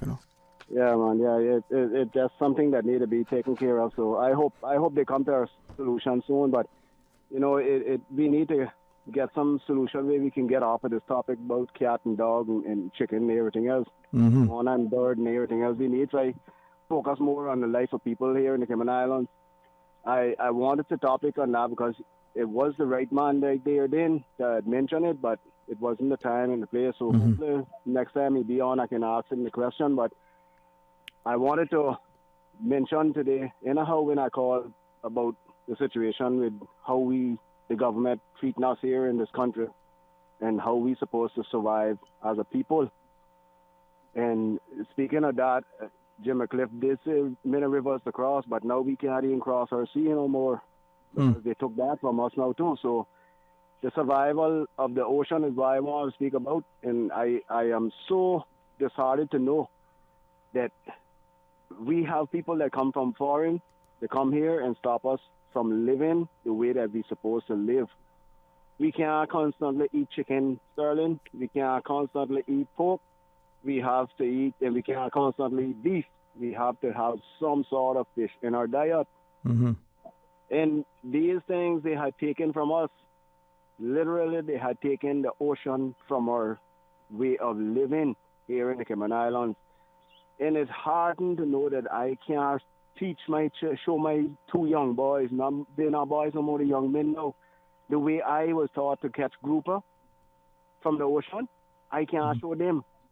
And that is one of the things I want to argue, and I will argue till the day my breath leaves my body on fighting for our people here and in Grand Cayman, and Little Cayman, for us to get back to fishing for grouper. There should be laws that set down, I understand, because we can still have a boat can go out there and catch a certain amount of groupers per day. The people are willing to go that route, but we need to get the laws agreeing and opening back up the fishery where we can live off the sea again.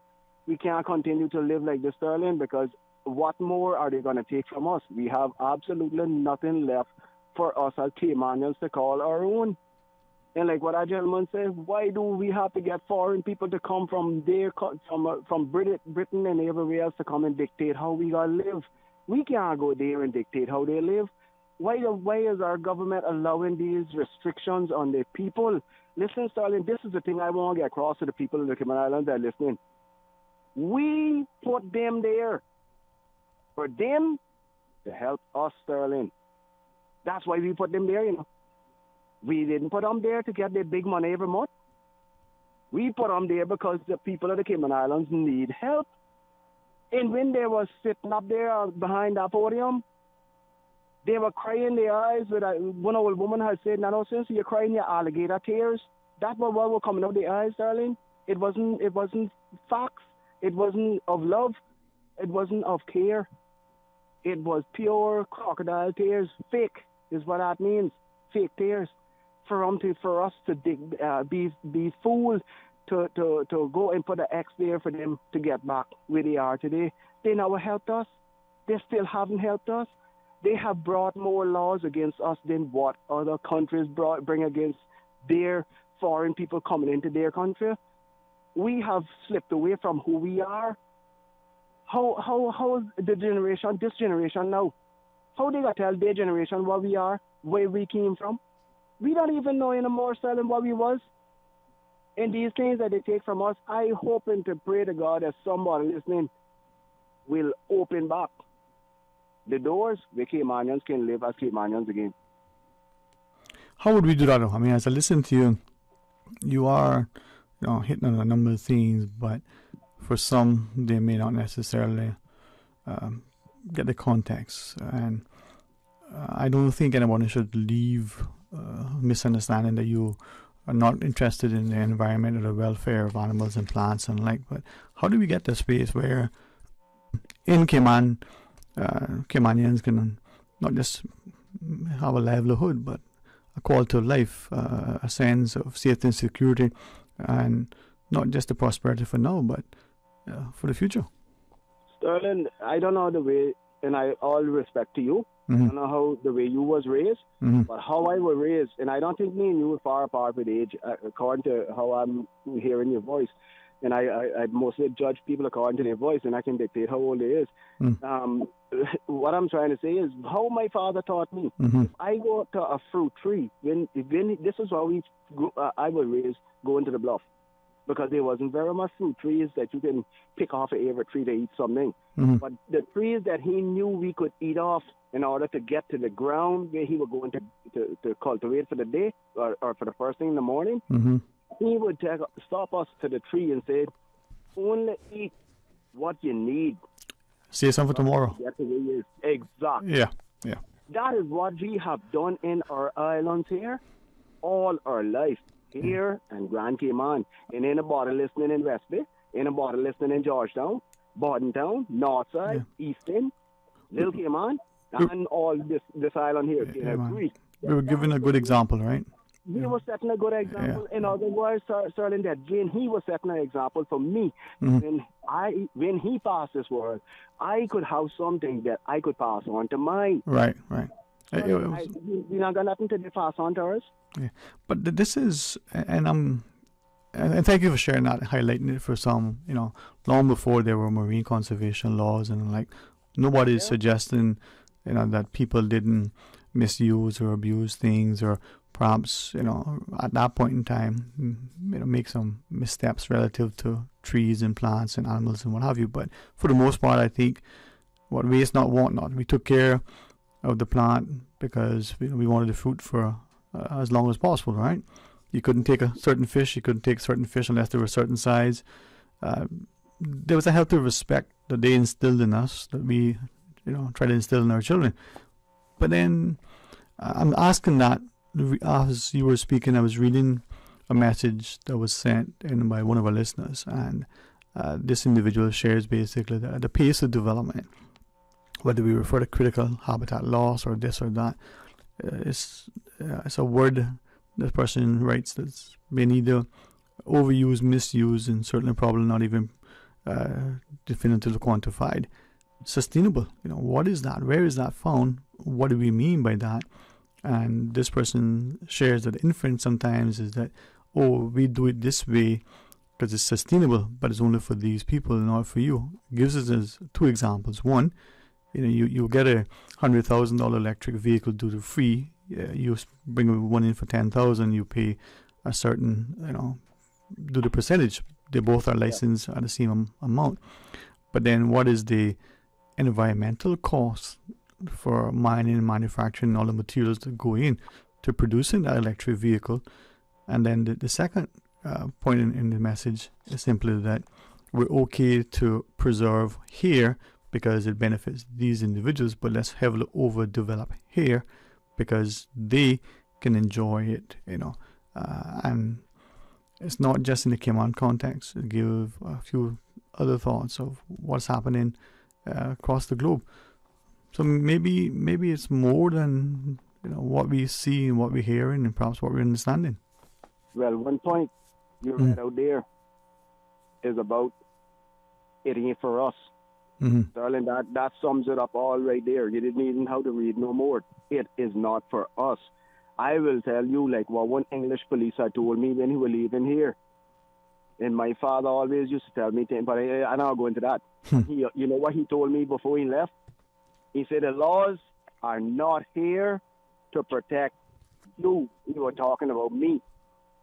He said the laws is here for the other ones that are coming into your country to protect them, not to protect the Caymanians. Listen, this was a former police officer telling me this, and he left and went back to England. That is why he could have tell me exactly what was happening. Yeah.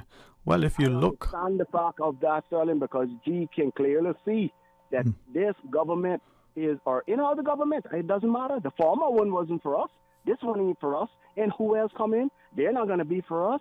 So where are we standing, Sterling? Where are we going to be standing in the future?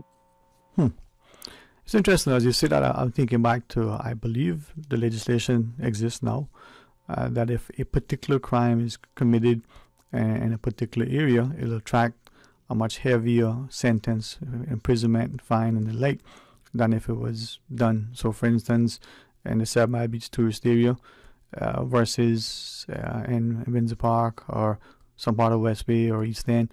So why is a crime in one area seem to be more serious and warrants a higher punishment than the same crime committed by the same person in another area? All right. The break. Well, let's pause. Let's take a break then. And then you can call us. Give us your insight. Stay tuned for Talk Today. When you're craving something big, something tasty that gives you that lip-smacking satisfaction, something that hits the spot, there is nothing better than a footlong from Subway. It's pretty tasty. Filling and full of flavor. Try our new sweet onion steak teriyaki with a twist. Or the classic chicken teriyaki. Top it with green pepper, onions, cheese, and that sweet onion teriyaki sauce, all piled on your favorite artisanal bread. Satisfy that craving with a footlong from Subway. Fresh, delicious, tasty, meaty. Let's make it a meal with a drink, chips, and cookies. There is nothing better than a footlong from Subway. For medical lab services in Cayman, go straight to MedLab. For a full range of medical services, pleasant, clean, and comfortable environment, no long lines and affordable fees, visit MedLab at the Smith Road Plaza. Open Monday to Friday, 8:30 a.m. to 5 p.m. and half day on Saturdays. Call 949-7331 to make your appointments. For medical lab services in Cayman, MedLab. February is here. Don't let the motivation fade. The MedLab team would like to encourage you to stick with your 2023 resolutions. Grand Cayman's biggest one-day family fun day is back. The 54th annual Agricultural Show at the Stacey Watler Agricultural Pavilion in Lower Valley. Ash Wednesday, February 22nd. Raffle tickets are on sale now. And for only $25, you can win $20,000 and so many other prizes. Raffle tickets include general admission to the show. For more information, visit them on Facebook or CaymanAgriculture.com. When we can't find the words to express ourselves, the right greeting card does just that for us. This Valentine's Day, greet people with love through our wide selection of Hallmark cards and more at ValueMed Pharmacy. More than a pharmacy, ValueMed has thoughtful gift ideas to help celebrate the love you share with family, friends, and heartstrings. From designer perfumes and colognes, bath spa sets and grooming kits, to chocolates and specially curated Valentine's gift baskets, ValueMed Pharmacy has gift ideas and greeting cards to help connect and share with your loved ones, with free gift wrapping offered for any in-store purchases. Visit ValueMed Pharmacy on Walkers Road and Boddentown. At Doctors Hospital, we know life happens, and usually when you least expect it. So when unexpected medical issues arise, you need quality care close to home. Located in the heart of Georgetown, our accomplished team of physicians and medical staff treat minor urgent conditions such as migraines, chest and abdominal pain, shortness of breath, burns, broken bones, open wounds, and more. 24 hours, 7 days a week with no appointment necessary. Peace of mind is important when life happens. At Doctors Hospital, we're always here just for you. Need to speak to someone? Call 949-6066. From district to district, moving through the waters to Cayman Brac and Little Cayman. Your station, your voice. All things Cayman, one radio, many people. This is home. Radio Cayman in the Cayman Islands. Today's biggest news. Radio Cayman. Your voice, your choice. Local, regional, international. This is Headlines from Radio Cayman's newsroom. Today's biggest news. With your latest headlines, I'm Felicia Rankin-Solins. The Department of Commerce and Investment advises the public that its counter on the first floor of the Government Administration Building will be closed on Friday, February 10th at noon to facilitate a staff function. Normal operating hours resume on Monday, February 13th, as its offices open from 8:30 a.m. while the counter will be available from 9 a.m. In international news, a 6-year-old child who shot a teacher at a Virginia school allegedly once choked another teacher until she couldn't breathe, according to a legal notice filed by the injured teacher. The child's alleged past behavioral issues surfaced in a notice to claim letter sent by her lawyer. Abby Zwerner, who is 25, intends to sue the Newport News School District for alleged negligence. She is recovering after being shot at Richneck Elementary on January 6th. At least 3 suspected Chinese spy balloons flew over the U.S. undetected during the Donald Trump presidency, defense officials have said. The U.S. did not detect the balloons at the time, citing a domain awareness gap. They may have initially been classified as UFOs, according to the New York Times and Bloomberg. These are your headlines. I'm Felicia Rankin-Solins. Today's biggest news. Radio Cayman. Your voice, your choice. Local, regional, international. This is Headlines from Radio Cayman's newsroom. Today's biggest Things are so news. busy. 2 things I always seem to forget: to look after myself and Valentine's Day. Best Health Pharmacy, the game changer, fellas. Stocking purses, perfumes, jewelry, not to mention filling my prescriptions and medicinal needs with free prescription delivery in Georgetown and West Bay. Best Health Pharmacy, located at Crown Square Plaza on Eastern Avenue across from Edie's Decor. Making my life a bit easier this Valentine's Day. WhatsApp your prescription to 924-5358. Best Health Pharmacy. Your health, your convenience is their priority. Talk today. But I do have some questions. Talk today. Cayman Islands' foremost listeners' participation program. Talk today. Because there are more questions than answers. What the public is saying. Waiting to take your calls right now. Sterling Dwayne Ebanks. Hey, good afternoon and welcome back, and thank you so much for joining us. It is open line as we end the program on a high note again. Let's go to the phones. Welcome, good afternoon. Thank you for calling. Good afternoon, Dwayne. Hey, how are you? I'm fine. How are you doing? Oh, man. Thank God. I'm doing excellent, man. Pray the same for you. I've been a long time I don't come to the radio. Yeah, man. People wondered if you existed.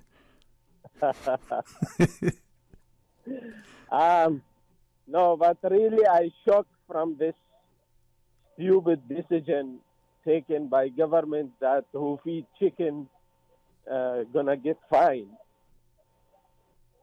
I mean, that is the most unhuman, uncivilized decision ever any government could take. Yes, the chickens is a problem, but there is ways to solve this problem as they trying to solve the iguana problem. Make a program, collect them, put them in the in somewhere or whatever you want to do, but not to be cruel to animals in that way. I mean, it's uncivilized, unhuman, to find somebody because he's have mercy in his heart to feed a chicken or something. That's the second issue I want to speak about also. Today we always receiving some immigrants, Cuban immigrants, who come into Cayman, and their destination is not Cayman. I don't know why the government have to put them in jail and lock them and feed them and all of these costs. Why they don't allow local organizations to give them food and water, and they continue their journey, go wherever they want, and rest us from all of these problems. We, not a country, could manage all of that work. I mean, too much work in receiving immigrants. Will be in the long run a legal issue. It will be an immigration issue, and we will end up getting and leaving those people to stay here, and we will be in trouble. Mm-hmm. I think the right thing to allow the organization to give them food and water, and they go wherever they are going. They are not coming to Cayman Islands. Their destination is not Cayman Island. They are not immigrants to Cayman Island. Why we are imprisoning them? That is the second thing. The third thing, which is very usual, I speak about. Today I see the meeting between the Minister of Tourism, Mr. Brian, and the Ritz-Carlton General Manager. And I want to ask the Minister of Tourism today, did he ask why he didn't ask the Ritz-Carlton General Manager, why he didn't ask the General Manager of the Ritz-Carlton why he don't employ Caymanian? Did he ask him that question? Mr. Brian going there, making deals with the Ritz-Carlton General Manager who don't employ Caymanians, don't do nothing for Caymanians, and over 1,000 workers in the Ritz-Carlton, not even 1% of them Caymanians. And also, Mm-hmm. he is the Minister of Transport who allow those Jamaican bus drivers. They have no manners, no behavior, no attitude. They don't even dress up like a human being. They walk in their pants dropped and showing their boxer, and they're driving Cayman public bus in the middle of tourism destination, and the behavior, the language. There is one bus driver. I see the other day the way how he dressed. It's disgusting.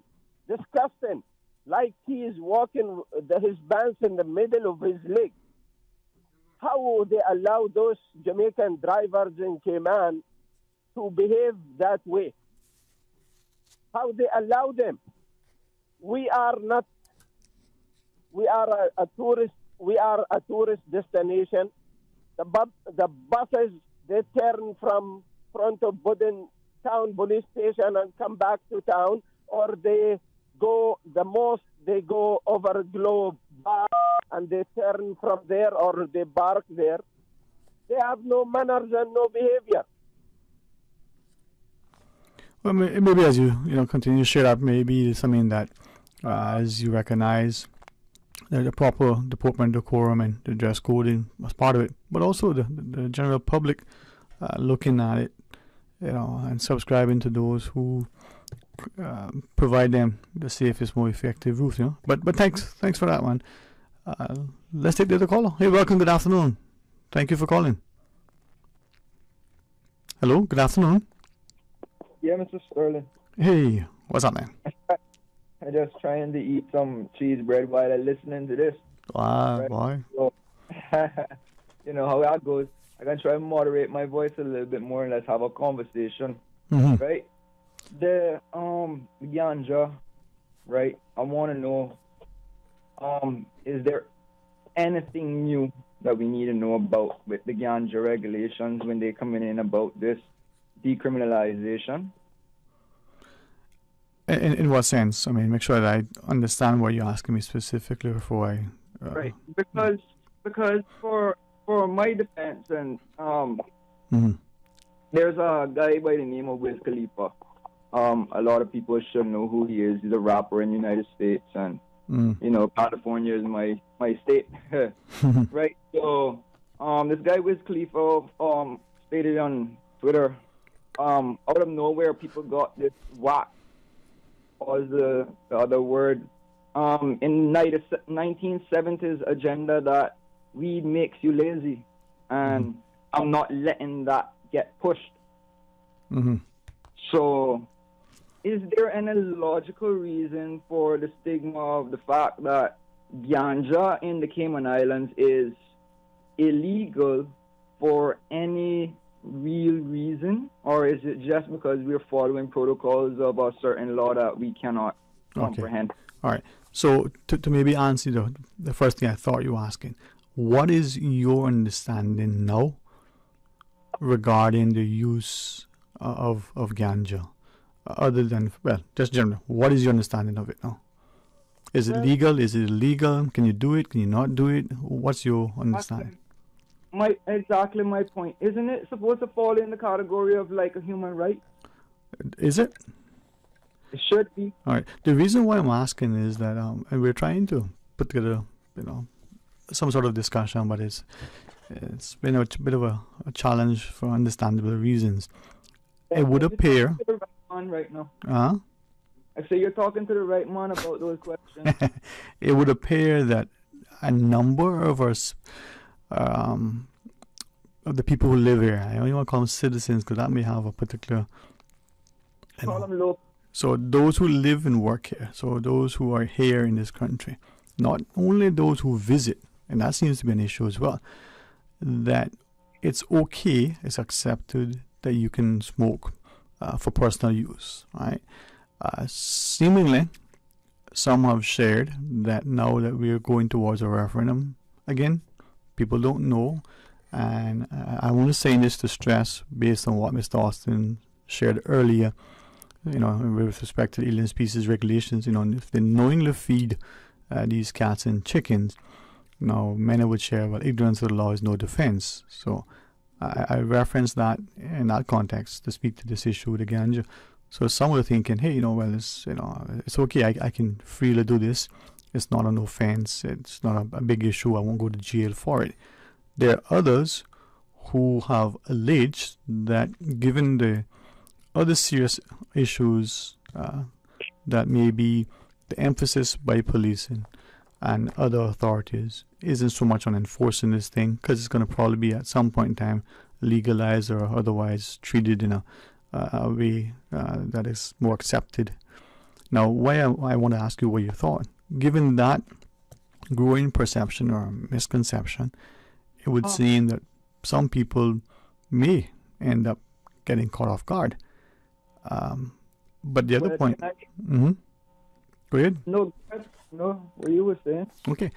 And by you raising that, it also speaks to two other things. One, many, from those in the medical profession to the legal fraternity to law enforcement to educators, many who have shared that we need to have more concerted, deliberate education on this issue prior to any referendum, not just about the issue, the impact and the like, and that by pushing the referendum, even by having billboards with the question there, could influence people's perception and lead to less than informed decisions. Now, these are individuals that I look to sometimes and say, well, they're educators, they're influential. If they're parliamentarians, if they're police officers, they're medical practitioners, and the like. Now, the third thing is that as we look at the whole issue, again, to what extent do we understand the medical implications, the societal concerns, what will be the financial and economic considerations as to how we go about it, even trying to decide whether it's a legalized thing or a decriminalized thing, that in itself could be a challenge for some. Yeah, you finished? Yeah, man. Well, I never finished, but I can always pause. I just tuned into what you're listening, what you're talking about. Or, okay, so,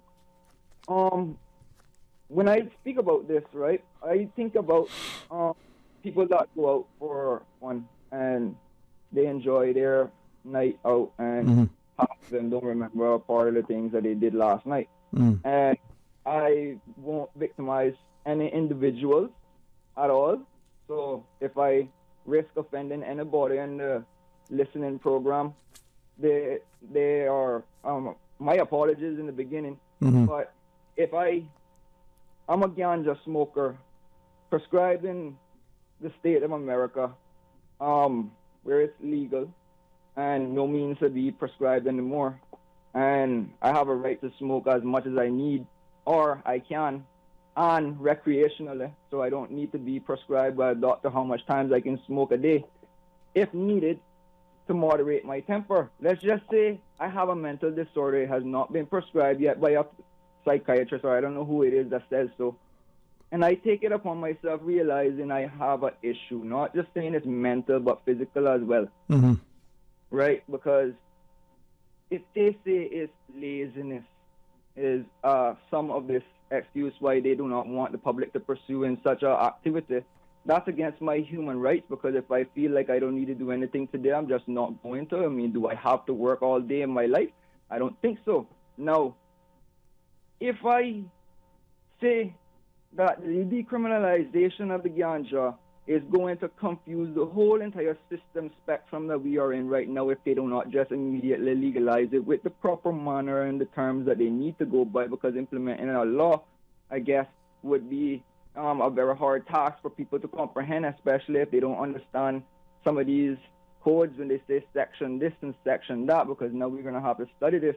And layman terms, we are promised books that could be useful for people that maybe have a lack of understanding of these laws. And let's just say a lot of the percentage of people that smoke ganja do not have time for foolishness. Hello, caller? You see where I'm going? It's out of our human rights if we want to smoke a cigarette and they tell us we can't smoke a cigarette outside because it's 10 feet away from a building that is, it's not 10 feet away from a building that is a public building or so say, and then we have cigar shops. And then there's alcohol spewing all over the place. I mean, I understand you cannot be drunk in public, especially with a disorderly kind of conduct. And you could be, I mean, I haven't heard of anyone under ganja. I mean, much less a DUI under the influence of a drug. And it could have been off of any other drug other than ganja, but I haven't heard of any psychological effect that ganja has made anyone turn suicidal. And there's no proven deaths in the Cayman Islands that says that ganja is a prime cause of so-and-so incidents, because more than likely alcohol would beat it. And there's so much other theories about it, and I still think that they should just stop procrastinating and let's see if we can figure out how we can get the good ganja on this island legally. Well, again, to that very last point. Like if they need help, look here. I can say out my name if they need any help. I can go and source out a little sources for them when I go back home. All right, man. Well, listen, we got the final break. You're more than welcome to hang on if you want more to share. If not, we can. Hang on. Yeah. All right, let's pause. Let's take that break. Join us after. Ro Variety, centrally located in Tropical Plaza on Smith Road, carrying a wide range of household items, bathroom accessories, towels, clocks, handbags, clothes, shoes, jewelry, and more, and more, and more. You can buy from the big box retailers or support local. The better deals come from shopping local.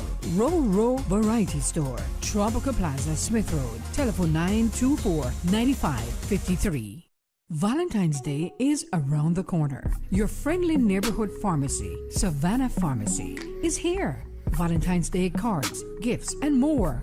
Don't break the bank to show your love this Valentine's Day. Whether you're shopping early or scrambling last minute, Valentine's Day made easy at Savannah Pharmacy in Countryside Shopping Village, just around the corner, with everything your family needs and convenient opening hours, including Sundays and holidays. Freedom, Cayman Brack. Freedom, Little Cayman. Soft breezes, blue waters, no traffic. Unwind and rejuvenate your mind, body, and soul. Sister Island Staycations, a taste of freedom. Discover all that our sister islands have to offer. They say variety is the spice of life. And that's why at Subway, we are introducing the new Boneless Hot Sub. Say what? The premium sub brings new ingredients like spicy breaded boneless chicken, French's crispy fried onions, and buffalo wing sauce, bringing a zesty and flavorful experience with every bite. Add some of your favorite veggies, cheese, and ranch sauce of your choice of freshly baked bread for the ultimate boneless hot sub. For a little spice in your life, try the new boneless hot sub from Subway. So good and tasty. And make it a meal with a drink and chips or cookies. Subway. Eat fresh. Tune in Monday through Friday at 7 a.m. and 10 p.m. for the Daily Sports Report, covering local, regional, and international sports. Proudly brought to you by Dr. Wayne Porter, offering a full-service dermatology and dermatological surgery practice. Call 946-9020 to book your appointment today. Talk today. But I do have some questions. Talk today. Cayman Islands' foremost listeners participation program. Talk today. Because there are more questions than answers. What the public is saying. Waiting to take your calls right now. Sterling Dwayne Ebanks. Hey, good afternoon. Welcome back, and thanks for joining us in about 7 minutes thereabouts in today's show. Let's rejoin the caller. Hey, thanks for holding on. You wanted to share some more with us? Yes, sir. Okay, go ahead, man. All right, then. So, Mr. Sterling, about this again, right? With the overseas way of doing things. Now, we have adopted a lot of overseas ways in the Cayman Islands. Can you agree? We have adopted, yes. A lot of them, right? And we take on the overseas knowledge as well, right? Mm-hmm. So if we can get a little more information from the people that we are now visiting more frequently now, because, I mean, we promoting the air flights to California, right? Mm. This year I can go to California without having to trespass in Miami. I don't like going to Florida. Mm-hmm. I go to North Carolina if I could. But the thing is, right, the ganja needs to be noticed on the island as a better thing than what it is now. Right. Because if they're going to decriminalize it, and we're talking common sense now, if they're going to decriminalize it, obviously some people can take use of it, right? Mm-hmm. And how are they going to get this? Is it a doctor that I have to see, or is it a person that is controlling it that is licensed for this? You mean to import it, you mean? No, I wasn't even going to the importation part, because you don't need to import anything that amount of ganja that has been seized. I wanted... So before I ask that question, your last point, the amount that has been seized. So what would we be doing with that? Do we destroy that? Well, instead of... I'm not saying that I would want to take that third weed, but for instance, you got a group of criminals, and why don't you employ criminals? I don't know why, but if they know their roots and can kind of collaborate, which I know that nobody wants to share with the government. Don't blame them. I don't blame them. They shouldn't be in your business. But is it something that they lack in understanding? And the reason why ganja is being used in the Cayman Islands? Or is it just a stigma that the criminals that are bringing the ganja in the wrong way is the border? Because I don't think that someone like me should be having to worry about it when I can just ask FedEx to send me a bag of weed. Yeah.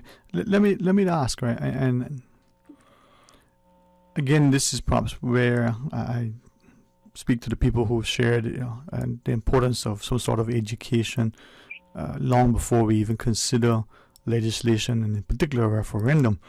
But if it is as some have shared, their perception is that we'll bring in this law. It'll allow you to use it for your personal use under certain conditions and certain quantities and what have you. But the question that some have asked, where are they going to get it from? But this is the thing. I'm just telling you, California is a very No, I understand that. But if the law, will the law speak to, well, you can import it? If so, how? Who? Sure. Huh?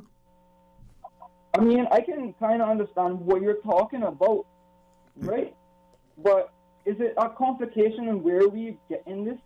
But how? Not even so much the source, where we get it from, but how do we get it legally to our shores? Bring in farmers, cattle and farmers, goats and whatnot. So will the law then allow a person to apply for a license, get a business license and importation license, whatever else they need, and they'll be just like you bring in other goods, you can do that?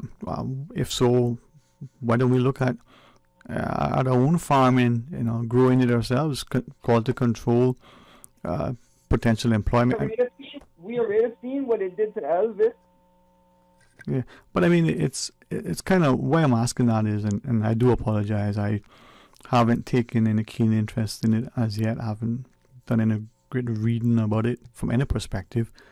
But if we have a referendum, these individuals who weighed in have said, we need to do a lot more education, not only about how we're going to do the thing if we decide to go in that direction, but the consequences of doing it. What, if any, are the health concerns, the societal implications? I mean, I'm sure there are a lot of other things that people who are much more knowledgeable and would be able to share. Now, we've got a few seconds left of the program. Anything else you want to share with us? Yes, so no, what I'm trying to say is that we cannot find a responsible person enough to take care of the importation of the marijuana. I don't see no reason why they cannot talk out to the public and see if there's any representable person that could take on this challenge. Like, I mean, Ralston Anglin knows a lot about people. They have people like Alden McLaughlin knows a lot about people. They have big people in there that knows a lot about good, reputable people, right? So why can't we consult with them and then go into the public and then encourage the public to actually, let's talk about this thing. I mean, right. The education, right? The awareness. Come in with a clean record. Yeah. Clean record. We're not asking criminals to come out and stand out for, this. No, we want, like ask the doctors to bring in the medical marijuana. I don't take their placebos. Yeah.